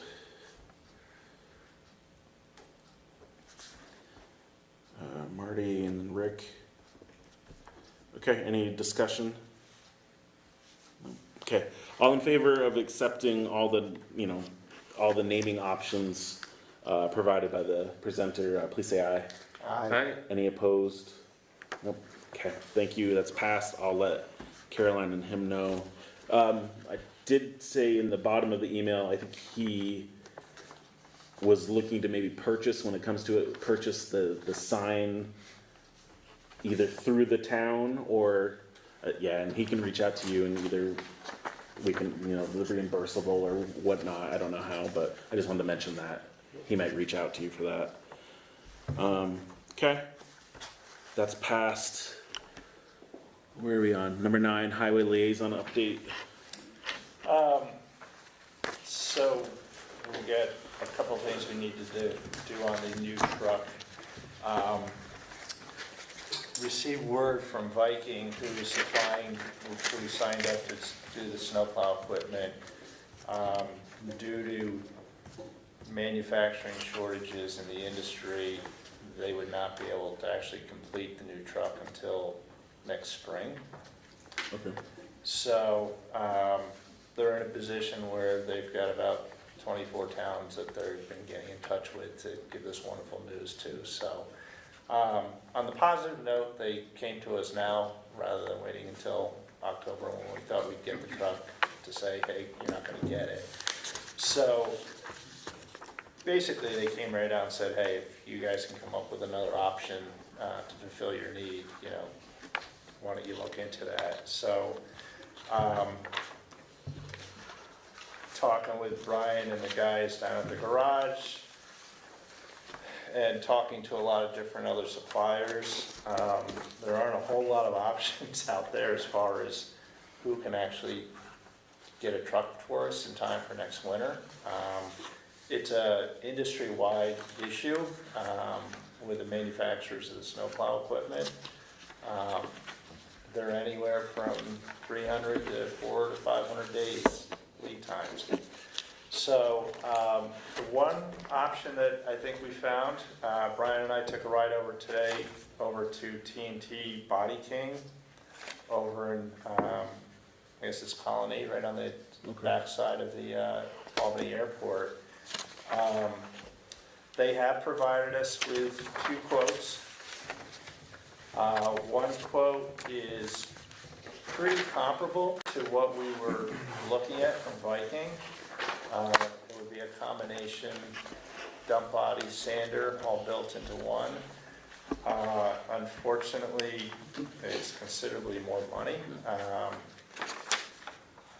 It's came in at like $93,000, or no, I'm sorry, yeah, $93,000, 128 versus the 76.6 from Viking. So talking, Brian can chime in at any time, talking to those, to Brian, another option that they came up with is just a stainless steel dump body, which we were gonna get a steel body prior. Putting a tailgate sander on the back, a stainless steel tailgate sander. Putting they call a backpack behind the back of the cab and in front of the body for storage of tools and everything. Same plow setup, central hydraulics and everything. It actually has come in about $6,000 cheaper. It's $70,481. So it's still going to be a sander. It's a stainless steel body. It's kind of the same front plow on it, same hydraulics. actually probably have more storage for tools. Yes, we kind of full circled back around to where I had started with HB Fairfield. And that was the design that we had until we started reaching out further. Because of, I wanted to try to keep the same capability we have now where we carry our tools with us, like this truck does. So if we're going out and we think we're going out ditching, but yet we come across a tree we gotta take down, we don't have to remember every time we go ditching to grab a saw, it's already on the truck. So this actually helps us out. Like I told Rick, for a small truck, a tailgate sander doesn't bother me at all. You know, I don't know if I would go back to a big truck that way, because I used to run them and those are no fun, but for the smaller trucks, they work perfect. You know, the spread width is better, for what we're gonna try to do with it and all that. Same, Dorset has similar setup, right? So that was actually the truck that I went and saw first when we first started talking about all this, so it's the same as that kind of build as theirs, just theirs is all Viking instead of TNT, which they're the same things. I mean, when you're doing under tailgate or tailgate sanders, we shot around about maybe a V-box spreader, but my dilemma with that is when we do brush in the winter, that's the truck we usually put the brush in, because it's the easiest truck to work out of when your big trucks are ready for setup for plowing. So if we put a V-box in it, now we gotta pull the V-box sander out every time we wanna go pick up a tree, if a tree came down or whatever. Where this here, we don't. We fold the tailgate down, you're ready to rock and roll again, we're ready to pick up brush, we're ready to do whatever the task may be. So we actually today We got to see saw, every component. they had the body, Yep. they have the hoist. The plow is a company in Massachusetts that manufactures them, that's not an issue. You know, basically, they're waiting, they like get a truck to us and, you know, like we could probably see it, depending on when the truck gets in, August, September, ahead of schedule. So, I would recommend to the board that, you know, we cancel the order with Viking Surveys. Talk to other Viking dealers, there's just nobody has the equipment. So, cancel it with Viking Surveys, and then, go for the quote from T&T Body for $70,481, which would be apples to apples. And then the other thing that we've talked about, and we have prices on both, we did get a price from Viking to put a wing on the small truck. And I've talked to both Stratton and the Village of Manchester. They all have wings on their F600s. What it allows you to do is plow a road in basically one path. You go down, you come back, and you put the wing down. It also allows us, it happens, breakdowns, if one of the larger trucks goes down, it is a truck that you can use as a backup truck for the main roads. So the price from Viking was $12,300 to add it to their system. It's a little bit different wing that T&T offers. It is more money, but when you look at the total price for both of them, the T&T is still $1,000 less. But their wing system is a wing that actually sits at the back of the truck. Most wings start up at the front by the plow, and they come back and they basically cover the passenger door.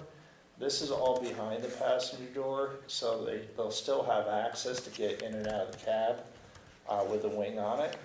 It's a stainless steel wing. I've talked to the manufacturer. They're made down in Pennsylvania. They've been out for 5 or 6 years now. So the T&T price is $17,500 for the wing. So the total price for T&T would be $87,981. where Viking would have been $88,900, so it was a little over $900 difference If you add the wing. if you do the wings. But one can deliver it and the other can't. Correct. And once again, I spoke to the manufacturer of the wings. They're out, I think, 45 days. So we're hitting timing pretty well right now. The other issue is, you know, you always have problems with trucks. I mean, I don't care what you buy.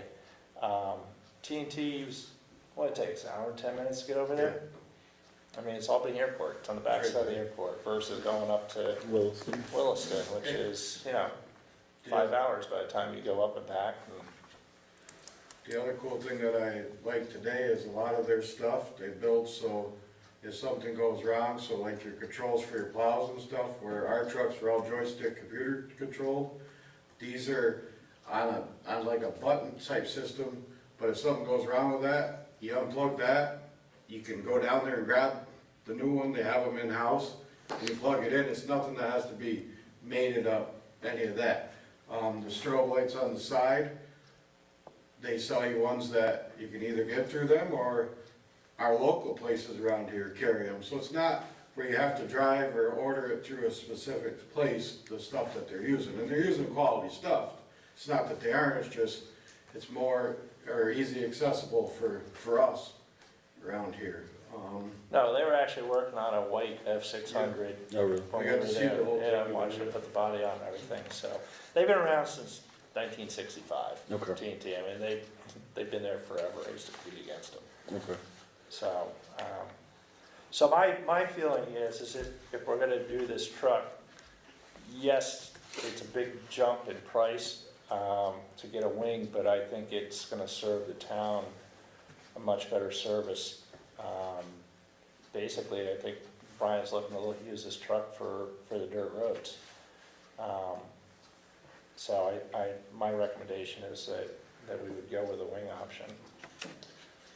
I had a question in my head. First, I guess, because it doesn't change it that much, but financially, we have the money for Yeah. the increase. Yeah. The amount isn't too significant that it won't put back any No, future work I that think we're we doing. had, I can't remember, we had 125,000 based on the standard price before, so that's what would have been left after we purchase this. Oh, So- after, okay. So, Okay, so we still have 100,000 plus in the. so yeah, I just found my notes here, back in March, we had $125,326. That was taking the price of the truck and the body out of it. And then if we went for a wing, we'd still have over $113,000 in the equipment reserve. After purchasing, okay. That's based on 70 going in. In July, In July. Okay. So, I guess, I mean, it sounds like, I mean, in terms of, like you said, the maintenance, it's nice having them there. It seems like you guys, you know, especially if you can unplug bad buttons and just go swap them with new ones. Yeah, that was a pretty neat setup. That was one thing. You know, the other thing is I can remember the first meeting coming in here, one thing that was discussed is we didn't want a truck that was gonna sit around like what happened with the last build, and then we got that news and I'm like, we ordered the truck at the time we ordered the truck, so it'd be ready for the slot. Yeah. You know, if we had known this ahead of time, we could have pushed off ordering the truck, but the scheduled build date for the truck is May 18th. yeah, that's got pushed up, so. You For know, the truck? so, Okay. but we ordered it to fill that slot with Viking, Yeah. not knowing that this, so here we would have had a truck sitting around for a year. So we can, Somewheres, it's gonna sit somewheres. so now we can get the truck by, Which I like you know said, hopefully end of summer. Stratton waited 2 years for their F600 at Viking. Okay, so we got it pretty much, when it's available, we take it. And pretty much you said that, you know, if a bigger trucks, they'd rather build bigger trucks than they would smaller. They take the same amount of time, and it's gonna, you know, it's more money in their pocket up there. So it depends on how their equipment comes in. They're gonna pop the bigger trucks in before they're gonna pop the small. We're over there, everything's on the line. I mean, we looked at everything but the wing today Yeah. and the plow. We saw the plow frame, that he had there, but we didn't see the plow, but everything else is right on the lot over there. I mean, everything's sitting there, cause they stock up, I mean, that's what they do. Sounds like a no-brainer. Any, how do we wanna word it? Do you wanna, is it two So- separate, there's no penalty to cancel the Viking No, one, is there? no, I mean, they were doing us a favor by saying, hey, we can't, They're- you know, they realized that, hey, they came right out and said, see if you can get it someplace else, because we can't do it when we thought we could do it. So maybe we'll make it as a two-parter motion, just do one to cancel and one to do, Yeah, I would say, I'd make a motion that, we cancel the order with Viking Surveys due to the inability to have a truck in time for next winter. I'll second that. how do you spell the surveys? Is it S-E-R-V? No, CIVES, See, Canadians. it's Viking dash Surveys. Due to availability, right? Is that Yep. what it was? Okay. So Rick and then Marty, any discussion on that first one? Okay, so all in favor of canceling the order with Viking Surveys due to truck availability, please say aye. Aye. Any opposed? Okay, that's passed. I'll make a motion that we accept the quote number Q4234 from T&T Body King in Latham for the snowplow and dump body hydraulic system for $70,481. And include the option number 1 for a 8-foot stainless steel wing system for $17,500, which is a total of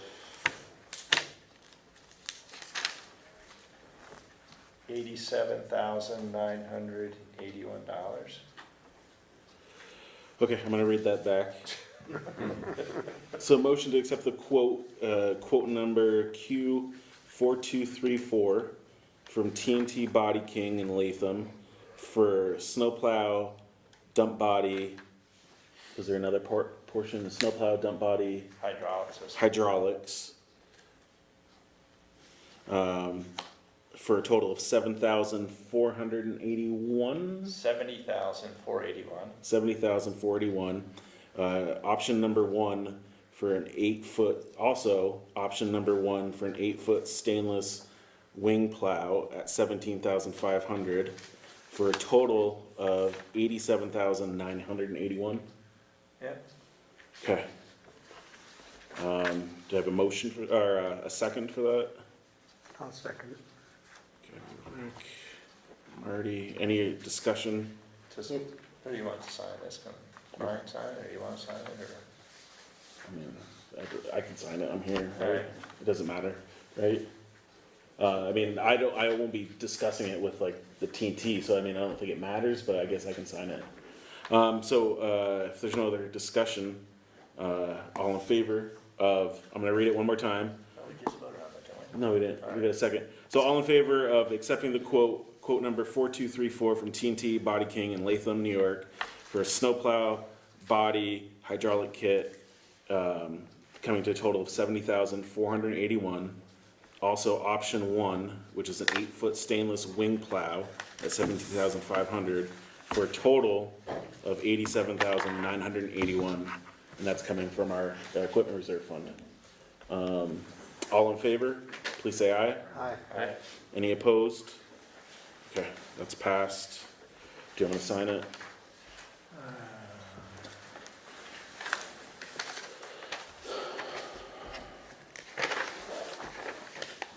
Good job, everyone, thanks. Thank you, Dixie. Thank you, Dixie. Okay.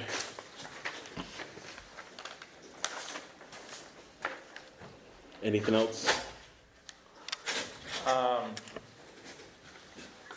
Put my chalk back. There you go. Yes, and this is future planning. I feel like I'm just sitting here trying to spend money for the town. I mean, you are, I believe it's a 2019, which is the single axle. Truck number 2. The dump truck? Number two. Yeah. There's some things coming down the pike that we need to be aware of. If you order a snowplow truck today, it's gonna be about 2 years before you get it. That's because of the bodies. The chassis, once they move into model year 2027, a whole new emissions game is entered into the trucks, which is driving the price up probably another $25,000 over today's trucks. And obviously, they're not getting simpler or easier to work on. So we called today, and I think just for the chassis, for a single axle chassis, similar to what Sandgate or Dorset, they're all going with Western Star because International's been so difficult recently. The chassis are 180, is that what he said? Yeah, on that one. 180,000, that's just for a truck with nothing on the back of it. The equipment would be another, if you went basically what we have right now, the stainless steel body, the top body and all that, would be close to another $130,000 on top of that. So you're talking over $300,000 for a snowplow truck. In talking with him today, the new emissions is gonna get, so you're gonna get another filter that we have problems with now, plus they wanna put in some electrical burning thing in front of both of these filters, and he says it's gonna be a nightmare. So one of the things that we can look into is, you know, there's leasing options, but obviously our 19 truck has value to it. It has a good engine on it, it has a good transmission. There's a trade value on that. You know, it might be smart for us just to grab a chassis right now and wait maybe to put the equipment on, or maybe even look into transferring equipment that we have on this truck. I mean, I'm gonna say it in front of you, it sucks right now. The other thing that he said for him too, and we can talk about it down the road, is, you know, depending on what your guys' plans are for truck cycles, he does a buyback thing, which he's been very successful with. And so, you know, he'll, in so many years, whatever you say your truck cycle is, he does a buyback. He's been doing 5 to 7 year buybacks, and I'm running that into my business as well. Municipalities are asking for that right up front. And he's saying that he's given towns $100,000 back on guaranteed buybacks for their equipment. I mean, it seems like people are just constantly buying equipment. I mean, a 5-year cycle, it takes 2 years to build a body. You're just constantly. That's crazy. We're back to COVID buying toilet paper. Everybody's just buying it just to have it, and that's basically what you're doing. This price, well, it's $119,200, and then it's another $8,500 for the stainless steel body. All you're doing is buying a slot, but if you do it now, they'll hold the price until a truck gets to them. They may not build it until sometime 27 or late 27, but they'll hold the price. If you wait, this price is gonna go up. I mean, it's out of control. But the problem is everybody's getting rid of the trucks because you can't work on them anymore. If you don't have a computer system, you can't work on them. Yeah. And they don't give you that computer system because they want to work on them. So they make their money, right? So that's the trouble, like new equipment. I remember when we did the grader in Arlington, that was one of the big things is, you know, they lease the grader, they have an option to buy it out at the end, whatever, but that was the selling point was when it gets to the point where stuff starts going wrong, it's not like the old grader that was sitting there where we could go out and fix it. You can't. You need to have a computer up to tell you that, yes, this joystick is the one that's not working anymore, and you're thinking it's the one on the other side. I mean, it's crazy. The whole industry, a town dump truck used to last 15, 20 years. Yeah. And now they're in this replacement cycle, everybody's in this, 5 to 10 year replacement. We saw 2 trucks today, City of Amsterdam, New York. They're 2006 chassis that they're putting new bodies on because they're pre-emission trucks and they work. That's smart. Yeah. I mean, I guess, I don't know if I've talked to, do we change our replacement cycle? Cause our trucks, we're not, I don't know the mileage and stuff, and I know it's time and mileage and stuff like that, but in terms of the usage, we're not putting as much usage on them compared to, more active municipalities, so I don't know if that means we adjust our replacement cycle a year or two to give us more time as a small town. Do we look at used? I think it's like the fire trucks, right? Like we're getting to the point where local, small volunteer departments, small towns, we're priced out of stuff. We're getting priced out of stuff, right? Like Typically, the municipality puts very little miles on there. Yeah. I've been kind of monitoring these auction sites for trucks similar to our CV that we have. And there's one in Western New York right now.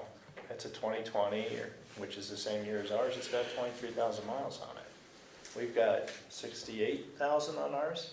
Yeah, I think it's like 70 something. Yeah, so we aren't, I buy equipment that's 2015, it's got 15,000 miles on it. Yeah. These. But a lot of them other ones supplement, because we just had this discussion the other day with a town below us. They bought their CV at the same time, not Arlington, but another town, and he's like, man, that's got a lot of miles. But he also has 3 other pickups that he supplements his miles with, where any small jobs, that's the truck that we're using, right? We're not taking a big truck, painting, any of that, that's the one we're using, where he has, his miles are spread over, other trucks. Yeah. So, So I just wanted to bring this great news up. Yeah. And it is something that, we may have to look into leasing.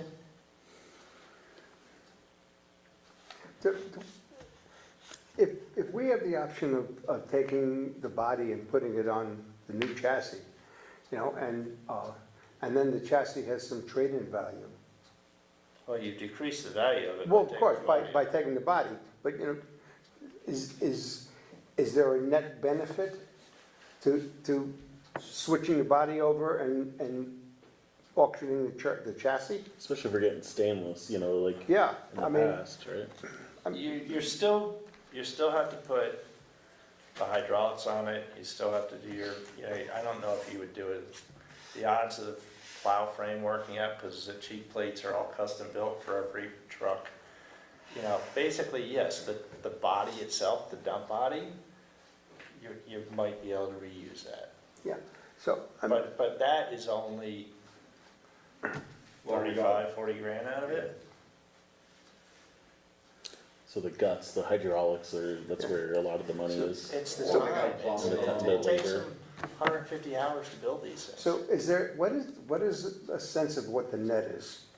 Assuming we take the body, and move it over, do we have a sense of what the net cost would be?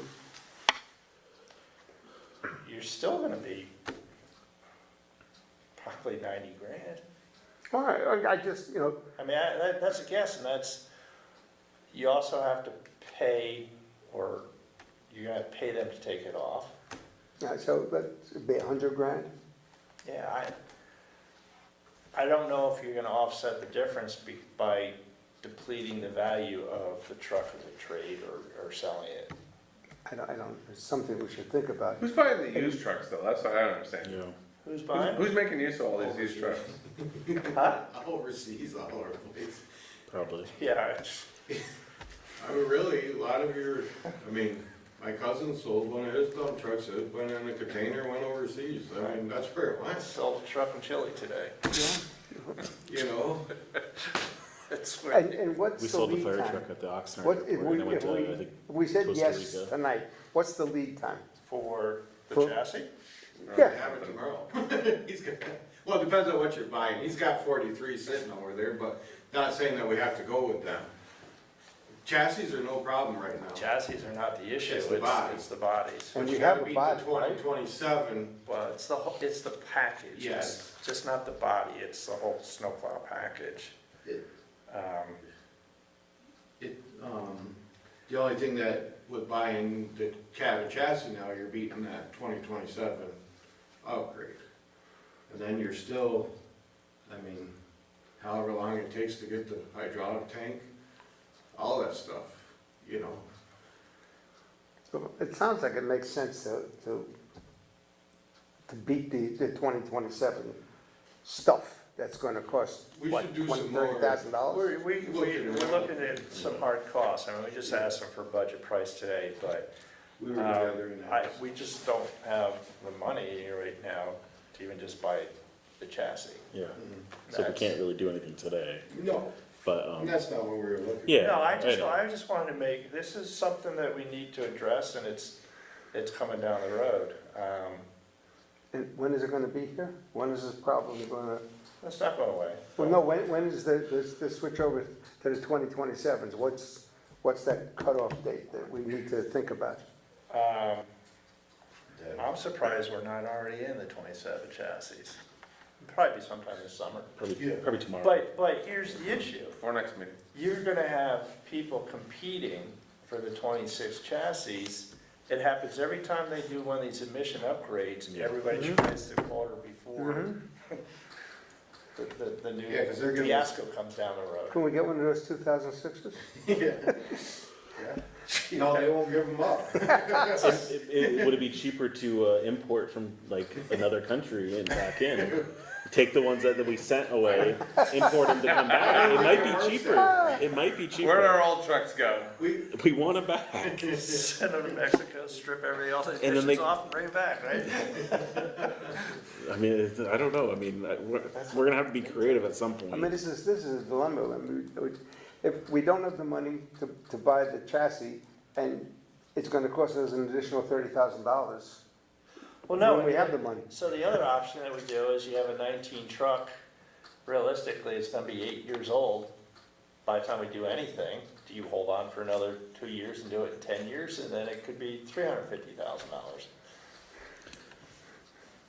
And then But we would have another bearing of no.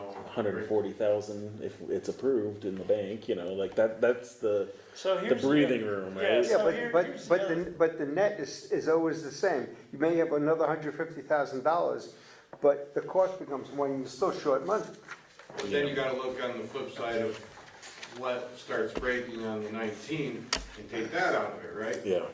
So, I mean, you start sinking money into something, so now you're actually adding to the 350 if you're putting, you know, like we just did with the CV, what you're putting into the CV every year, Yeah. you're adding to that. So- You know, the other option is, you know, yes, we have a reserve fund, equipment reserve, but we can also put a line item in the budget and say, hey, we need a truck and this is what it's gonna cost.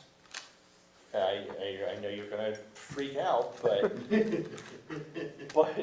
people do like their roads plowed in the wintertime. Yeah.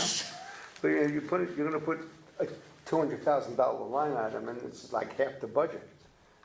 And that's once again where a lot of municipalities are looking into leasing, which you're spreading it out.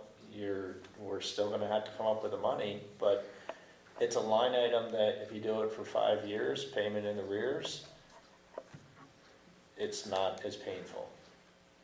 We've actually started looking into that for fire trucks. Now we're trying to figure out if we set it up right, that not the whole portion of the fire truck sinking fund goes to the payment, right? So we pay a little bit ahead, so we put a down payment, and then keep our payment where we can manage it and still get some, still going in the sinking fund for the next truck. Because I was telling Rick today, I mean, our last truck we just bought was just shy, right around 400,000, let's say. The new truck we're looking at, which isn't much different, This is fire trucks, right? fire truck, the first number that came out was around $900,000. That's how much it's gone up. It's crazy. It's like Yeah. the lowest we've seen so far.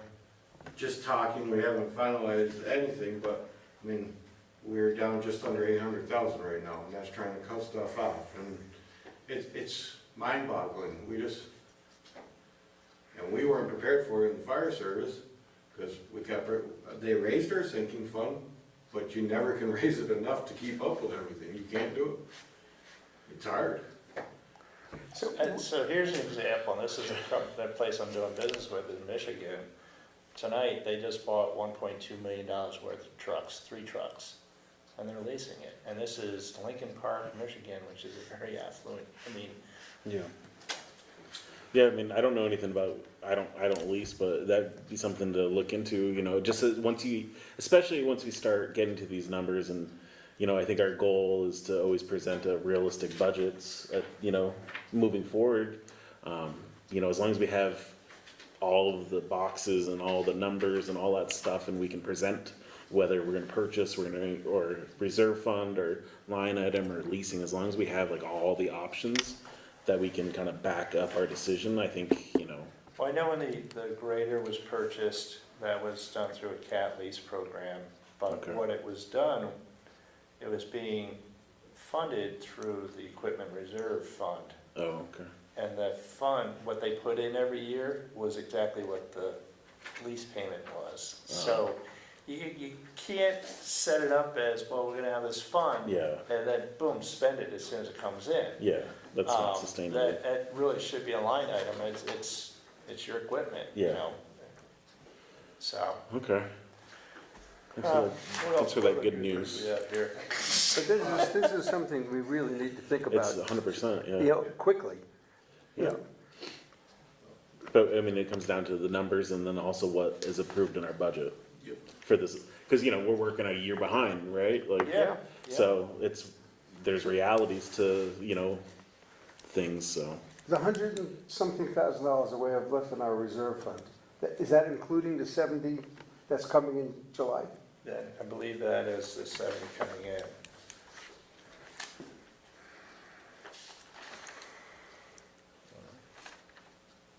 We had, yes, it is. So, yeah, we had like 55 and the 70 is coming in. Okay, so we have about $125,000. We got like 113 now, Yeah, okay. or 114, somewhere in that range. And that isn't even close to making this deal. No.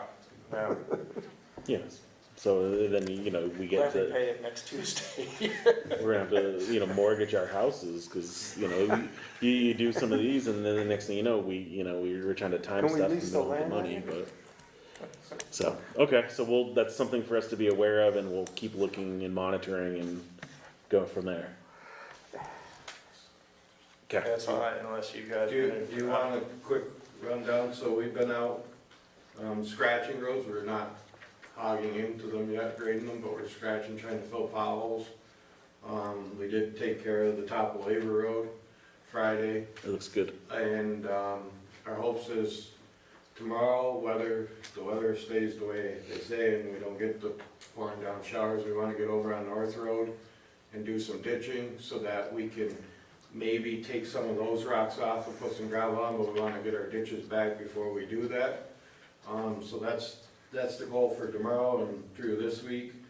On the rainy days, we did pull in the plow for truck 2. So that's the 12-foot plow. The hydraulic cylinders, the gaskets were starting to go, so we had to take them off so we could get them rebuilt.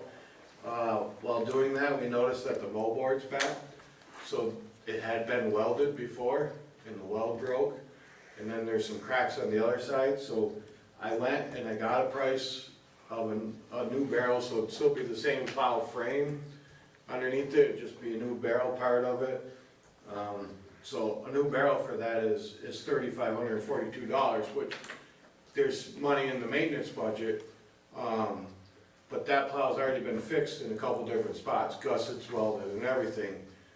It's got a pretty good bend in the wallboard, so I didn't look to see if we could find somebody that could try to straighten it again. I mean, it's nothing that we can pull back, or a new barrel is 6 to 10 weeks out.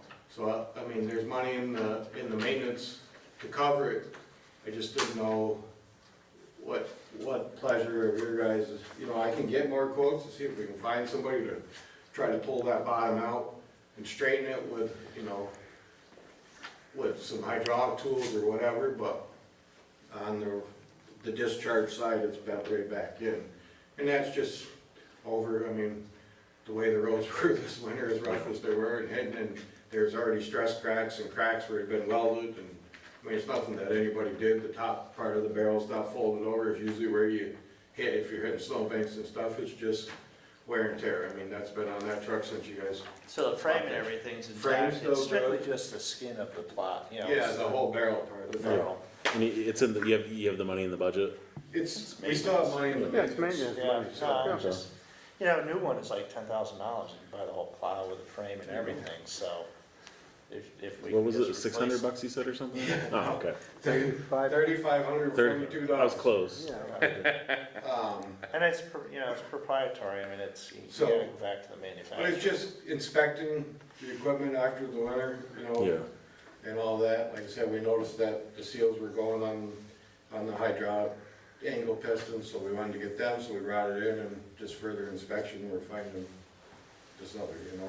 I think you can just do what you gotta do. Yeah, I mean, No, I mean, it's better to look at it now Yeah. rather than first storm. next No, winter. yeah. So I just wanted to bring it up just Push because the snow in the I'm plow. the type of guy that I don't like giving you Yeah, yeah, yeah. surprises. Yeah. I'd like to be open and upfront with you. and you prefer just to fix it, right? Instead of, Yeah, Okay. I mean, especially, so instead of funny having the thing guy is pull it back. we were the third call this week on barrels because everybody's doing the same thing. And he's like, you know, you guys are getting early. And I said, well, as long as it's taking you to get parts, I'd rather call you early because Yeah. it might be just before winter. You tell me 6 to 10 weeks, but, you know, and it's a specific, like we can't go to anybody else and buy that Yeah. barrel. Then you're gonna have to buy a new frame, right? We gotta buy it through the company that sold you. As long as it's in the, That as long as it's in the No, budget, it's that's part of fine. And it's maintenance. under I think it's all fine, the, right? you know, the purchasing stuff. Okay, I mean. we don't need to vote on it. But other than that, Okay. that's Yeah, it's just- what we've been working Just on. checking. Few things here or there with culverts. So where the truck had wrecked on Labor Road, we, put some stone in that ditch because all they could get when they were here was some gravel. We noticed it was starting to wash and we didn't want it to wash under that culvert. So today while we were gone, they put stone in that ditch and stuff, so. Okay. We're just plugging along, hoping, we've still been trying to play out when this frost is out, because we think it's out, and then next thing you know, we see a wet, muddy spot on a road, and it's like, well, is it really out? So that's why we're not really hogging in. I've been trying to see what other towns have been doing, you know, conversating with them, and see if they, and we're all on the same page right now, so. Other than that, I think we're. No, and the only other thing we had, I know we had that email from the forest about Kelly Stand Yeah. and Yeah, I washout, talked to her so when she came in. Martina, Alright. okay. they know that we don't maintain it until, And like I They told should, they should know that. what, June to July is when we maintain Yeah. it. We, I talked to her, so we've been checking it, or I've been trying to check it like on Fridays, and just to see how much further You can we get in. can get up. I mean, I'd like to, if we can get up there, fix it before the date, because you know people are gonna start driving it, Yeah, it's right? fishing season. You know, so, but if we can't put the equipment up through there safely, then I don't wanna do it. The last time we were up there, it was icy. We met one of the camp owners and he said, you get up a little bit further, it's icy and it pitches right towards the river. And I said, well, we don't have to go any further. Yeah, We're gonna turn around and come back. Thanks for the input, yeah. you know? So, but if we can get up there safely, I'd like to get up there and fix it, because people are gonna start using the road even before it's open. Yeah, You know, we don't have to go hog wild, but if we can at least fix the washout, and then we'll do the rest when the time comes. okay, perfect. Yeah, I think you guys are doing a great job too. Yeah. Yes. I think, I've heard from people in the town and I think you guys are doing a great job, so. Appreciate it. A lot of work for 3 guys. Anything else for highway liaison? No? Okay, move on before there's You more spent money. enough money tonight. So, item number 10, yeah, right? So item number 10, we already kind of took care of this in the organizational meeting. All right, thanks, Brian. Thanks, Brian. But, so we already approved this during the organizational meeting for the CUD representatives, but their timing's off, and they always send me the resolution appointing a representative to the governing board of the Southern Vermont Communications Union District. It's by statute that they have to send this out, and I have to fill it out, and then it has to be a test by Caroline. Nothing's changed. I have my information, Anthony's information. I put today's date for the meeting, and then I don't know if I need approval, but get Caroline to sign it tomorrow, and then I'll send this over to Callie. And like I said, we already made the appointments to the CUD back in March, so I just wanted to make sure the board was aware, and I don't think I need approval for anything since we've already done it, but I just wanted to let you know. I'm gonna send that to her tomorrow. Okay, I have item 11, any old business? Oh, I don't have a pen with me. Oh. Do you have a pen? Thank you. Blue's okay. If there's no old business for new business, does anyone have any new business before I start? No? Okay, so I switched it for town IT status and next steps. So our IT is having some challenges. Caroline's been looking into getting people to come take over. We did have an IT provider. Again, we're having some challenges. She was finally able to get a hold of, I think it's RCS out of Shaftesbury. David's and Zoning's worked with him when he was town manager of Shaftesbury. They actually came out the day she called them, and they've started going through to kind of look and see what our status is. It's kind of a mess. I'm gonna be open with you guys, it's kind of a mess. There's a lot of stuff that needs to be done IT wise. So they're gonna go through, and then they'll come back with pricing and stuff like that for us. But I wanted the board to be aware, because they're having phone issues, there's computer issues. You know, it's 14 years of various patches of how we've done our IT stuff. There's some other things I'll talk about in executive session. But that's what I wanted to just give the board an update, is that RCS right now is looking into our IT. There's stuff they can do for us. They'll come back with pricing, which I can take to the board. Okay. Any questions on that portion? It brings up into the town email addresses. You know, currently all basically have, you know, you have the town forwarder email that goes to whatever the private emails are. It's not the best practice. Part of it is that we need to go into more official emails. Laura, the webmaster, she was able to determine that we actually have had that ability from the start to have. Typically, you do when you have a domain name. And so that's something we're gonna obviously look into, but now that RCS is involved, that we can maybe bundle, the town's domain is .org. It's preferred by the government for government agencies to be .gov for security reasons and stuff like that. So at some point, before we start creating the official email addresses, Figure out if we're gonna go to. which they can do, and help us migrate into a .gov to bump up our internet security. You know, I'm sure everyone's aware of stuff that happened up north with the transfer, you know, the waste district up there, and an elaborate scheme, and I think they lost like $3 million, something from a solid waste district up north. So there's stuff that, you know, obviously we can't, you know, rule out, but in terms of moving into good protections for the town, I think that's the direction we're gonna start working for. Well, if the scammers are listening, they know we have no money. Yeah, maybe they'll sell us a truck, I don't know. Yeah, But, go to a different town. Yeah, so I just wanted to give you an update, because there, you know, you guys, there was that one email I think everyone was sent, just about the town emails, and it's kind of clunky how we do things, but I think we're moving in the right direction, and I'll report back to the board when we have more. But I think that's the proper way for us to go, is having professional IT people and maybe simplify how we do things. Does anyone have any questions or anything on that? Yep. Okay, item 2 or B for that, I talked to David from zoning reached out to me, and it's nothing official yet, and that David said that this should be in the public section and not in the executive session, because there's no contracts or anything signed or agreements with the town. There was kind of an informal reach out to him regarding potential interest in the Orbis property as a resort or an inn.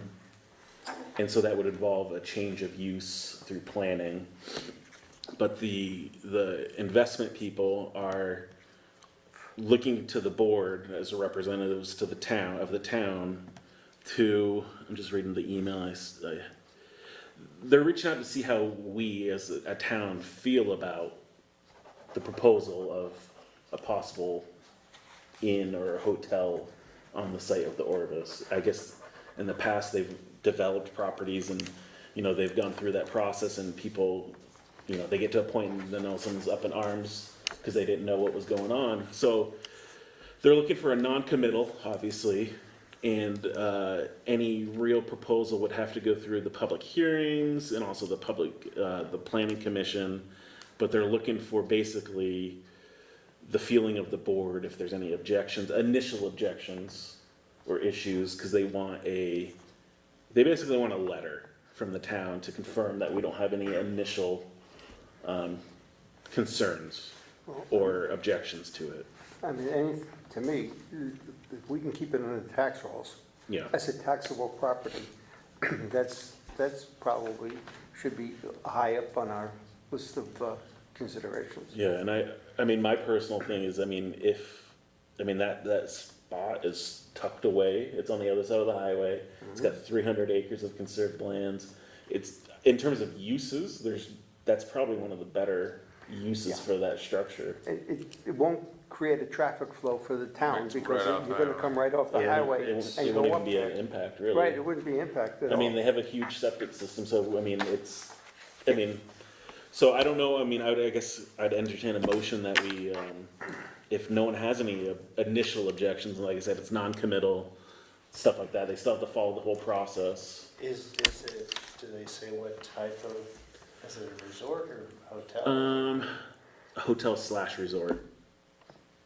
So they're gonna look for a change of use, potentially, right? It's potentially from an office building to a hotel / resort. I would say 95% of the people that drive 7 have no idea there's even a building. You can't even see it. Right, just a driveway. You can't see it. Even when they come out the exit, they're like, so. Yeah, and so like Dave said, 'cause it is a real estate thing, but because we're not a party of it and there's no contracts or anything, he thought that discussing it publicly right now would be the best Yeah. thing. So I guess the motion, I'd make a motion that I work with David in the planning, because I don't know what the letter should say, just to voice our initial support of that. Or non-opposition. Or non-opposition, there we go. Yeah. Right, is that the best wording, non-opposition? Because, until we know other.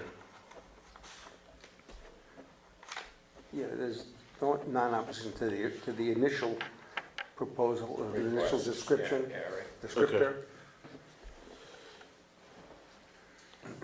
Okay. So yeah, I'd like to make a motion then of approving a letter from the board as a non-opposition to the hotel resort initial descriptor. I'll second that. Okay. Any discussion? Okay, all in favor of that, please say aye. Aye. Any opposed? No? Okay, so I'll work with David and try to deal with that, the legal wording, so we don't get in, Okay, thank you. And then, that moves us on to 13, review of correspondence, signing of warrants. I think the warrants are going around. I do have 2 items that Caroline left on the desk. The first one is a certification of compliance for town road and bridge standards and network inventory. And so that's, we, the legislative body of the municipality of Sunderland, certify that we reviewed, understood, and complied with the town road and bridge standards adopted on the April 13th, which is today, 2026. We further certify that our adopted standards, it's checked, do meet or exceed the minimum requirements from the state-approved template, and we also certify that we do have up-to-date highway network inventory, which identifies location, size, deficiencies, conditions, roads, bridges, causeways, culverts, highway-related retaining walls on class 1, 2, 3, town highways, and estimated repair costs. So that just lists, basically, we haven't really changed too much. We need some signatures. Do we need all? do we Yeah, all need there's, to sign? she's labeled them, yeah, so we'd have to Alright. sign them. So, I guess, and then there's, do you wanna do one at a time, or, cause there's another one for annual financial plan. You know, to do an omnibus. Hold on. I'm just going through here. I think we could just do one motion, cause the other one's just it's the whole package. But we need, yeah, multiple signatures on all this. We're certifying to the best of our knowledge, or like how we, I mean, you know what I mean? I don't feel like an expert on this, I'm curious. well, I mean, it basically means I think we have the town is maintaining our roads. We have the foremen, they follow all the standards of the state. It's an annual certification, so I guess I should have waited until Brian was here, or when Brian was still here, but, it's all filled out, you know, I think Caroline's been working with Brian for this. I think they've been working with V-Trans. I And think V-Trans, Patrick yeah. Wood, or, It talks about, you know, like gravel, how deep the gravel should be per the state standards, how to handle any drainage crossing, guardrail standards. What was the other one? So the first one is that whole page, and then there's another signature for, talks about our estimated revenue for the roads, and then our estimated expenses, and how they balance out for that. And then also for the annual financial plan, we, the legislative body of the municipality of Sunderland, certify that funds raised by municipal taxes are equivalent to or greater than the sum of at least $300 per mile for each mile of class 1, 2, 3 highway, town highway in the municipality. This is all when we sat Standard, down yeah. with Patrick, was it Patrick Wilson? Patrick, yeah. From And that's V-Trans. basically just to certify that the town is maintaining our roads, cause $300 is nothing. No. So there's two things, so there's the certification of compliance, and then also the annual financial plan. And then, there's just a couple other signatures. So I mean, I think we could just do the motion for the certification of compliance, and then we just go through and sign. I'll make a motion that we sign the certification of compliance. I'll second. Okay. Any discussion? And it's an annual thing, so. Okay, all in favor of, us signing the certification of compliance for town road and bridge standards and network inventory, please say aye. Alright, Any opposed? No. Okay, and Rick, that was you and then Marty, right? The motion in the second. Okay, I guess I'll sign down there. Signature's bad.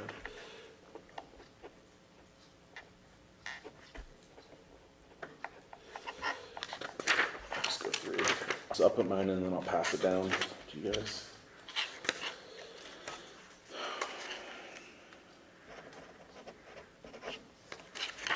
3 signatures.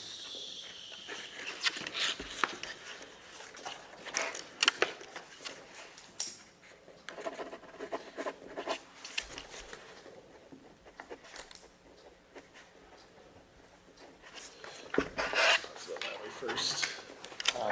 I don't know if we need to go into an executive session or not. We've got 2 employees for the road department that are coming up to their 6th month. Do we want to? Yeah, I mean, we can add that in to, cause are you just trying to get a date to discuss it, or just in well, I general? mean, so I think, So if we're gonna discuss them, then we should go to executive session. if what? If we're discussing the personnel in general, then we should go to executive session for that. I'm not sure if it's general, I was is some 6-month probation periods are coming up to expire, so. Okay. So officially, we have to say that we're gonna continue them beyond the probation period. Because the probation period, you make. So, what I was gonna say is that, we should sit down. One is gonna expire this week, one's gonna expire next week, so, Okay. should we go to session? We can do it real fast. Well, we gotta go to executive session anyway. Oh, we So let's do? just- Okay. Yeah, because Oh, I I gotta didn't discuss realize that. something, so All let's right. just go to executive session in a little bit. There's one other thing that we have to sign, it's the listers gave us the grand list signature pages, and so this is a certification no appeal or suit pending. It's from the lister, says we hereby certify that on this date, there are no appeals pending from the action of the listers nor suits to recover taxes paid under protest under provisions of 32 VSA section 4157. From this day on, when offered in evidence in any court in this state, this list shall be received as the legal grand list, and its validity shall not be put in issue by any party to any action. So basically, Caroline said the listers turned this in, and this just says that the grand list is ready for public review. That's my understanding. And I think as a board, we just have to accept it. So I don't think we're approving anything. I think we're just accepting it, and then we're signing. So I'd accept a motion to accept the grand list signature. We'll make a motion that we accept the grand list Okay. as provided by the listers. Okay, we have a motion. For Anthony, public dissemination. okay, in the town office, okay. Any discussion? Okay, so all in favor of accepting the grand list? What was it? For public dissemination. For public dissemination, please say aye. Aye. Any opposed? No? Okay, and then it's the same thing, gotta sign.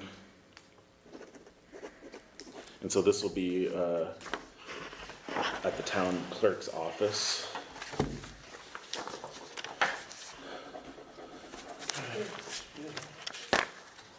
Oh, I signed on the wrong side, I That's it. don't know. Yeah. Does it matter? Yeah, because that's listers. Oh, I gotta sign. Cross it out and initial it.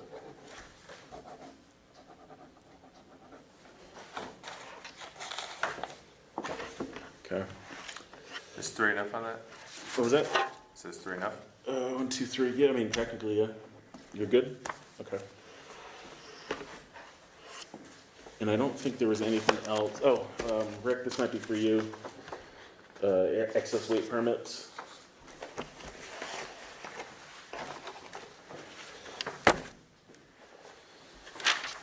I don't think there's anything new in this. We should probably, Jason, this is the whole list? yeah. Which question? I was gonna say, you and I probably should at some point come up with a plan on how we wanna start doing some like folders and stuff for this. I think this is like, I'm just mentioning that. I can find Shredder. Okay, yeah, okay. That was a joke. Alright, the next thing I have is, executive session, and I think we need to have a quick executive session, for, legal purposes. So, if I can take a motion to enter executive session, So move. okay? Second. Marty and Rick, all in favor of entering executive session, please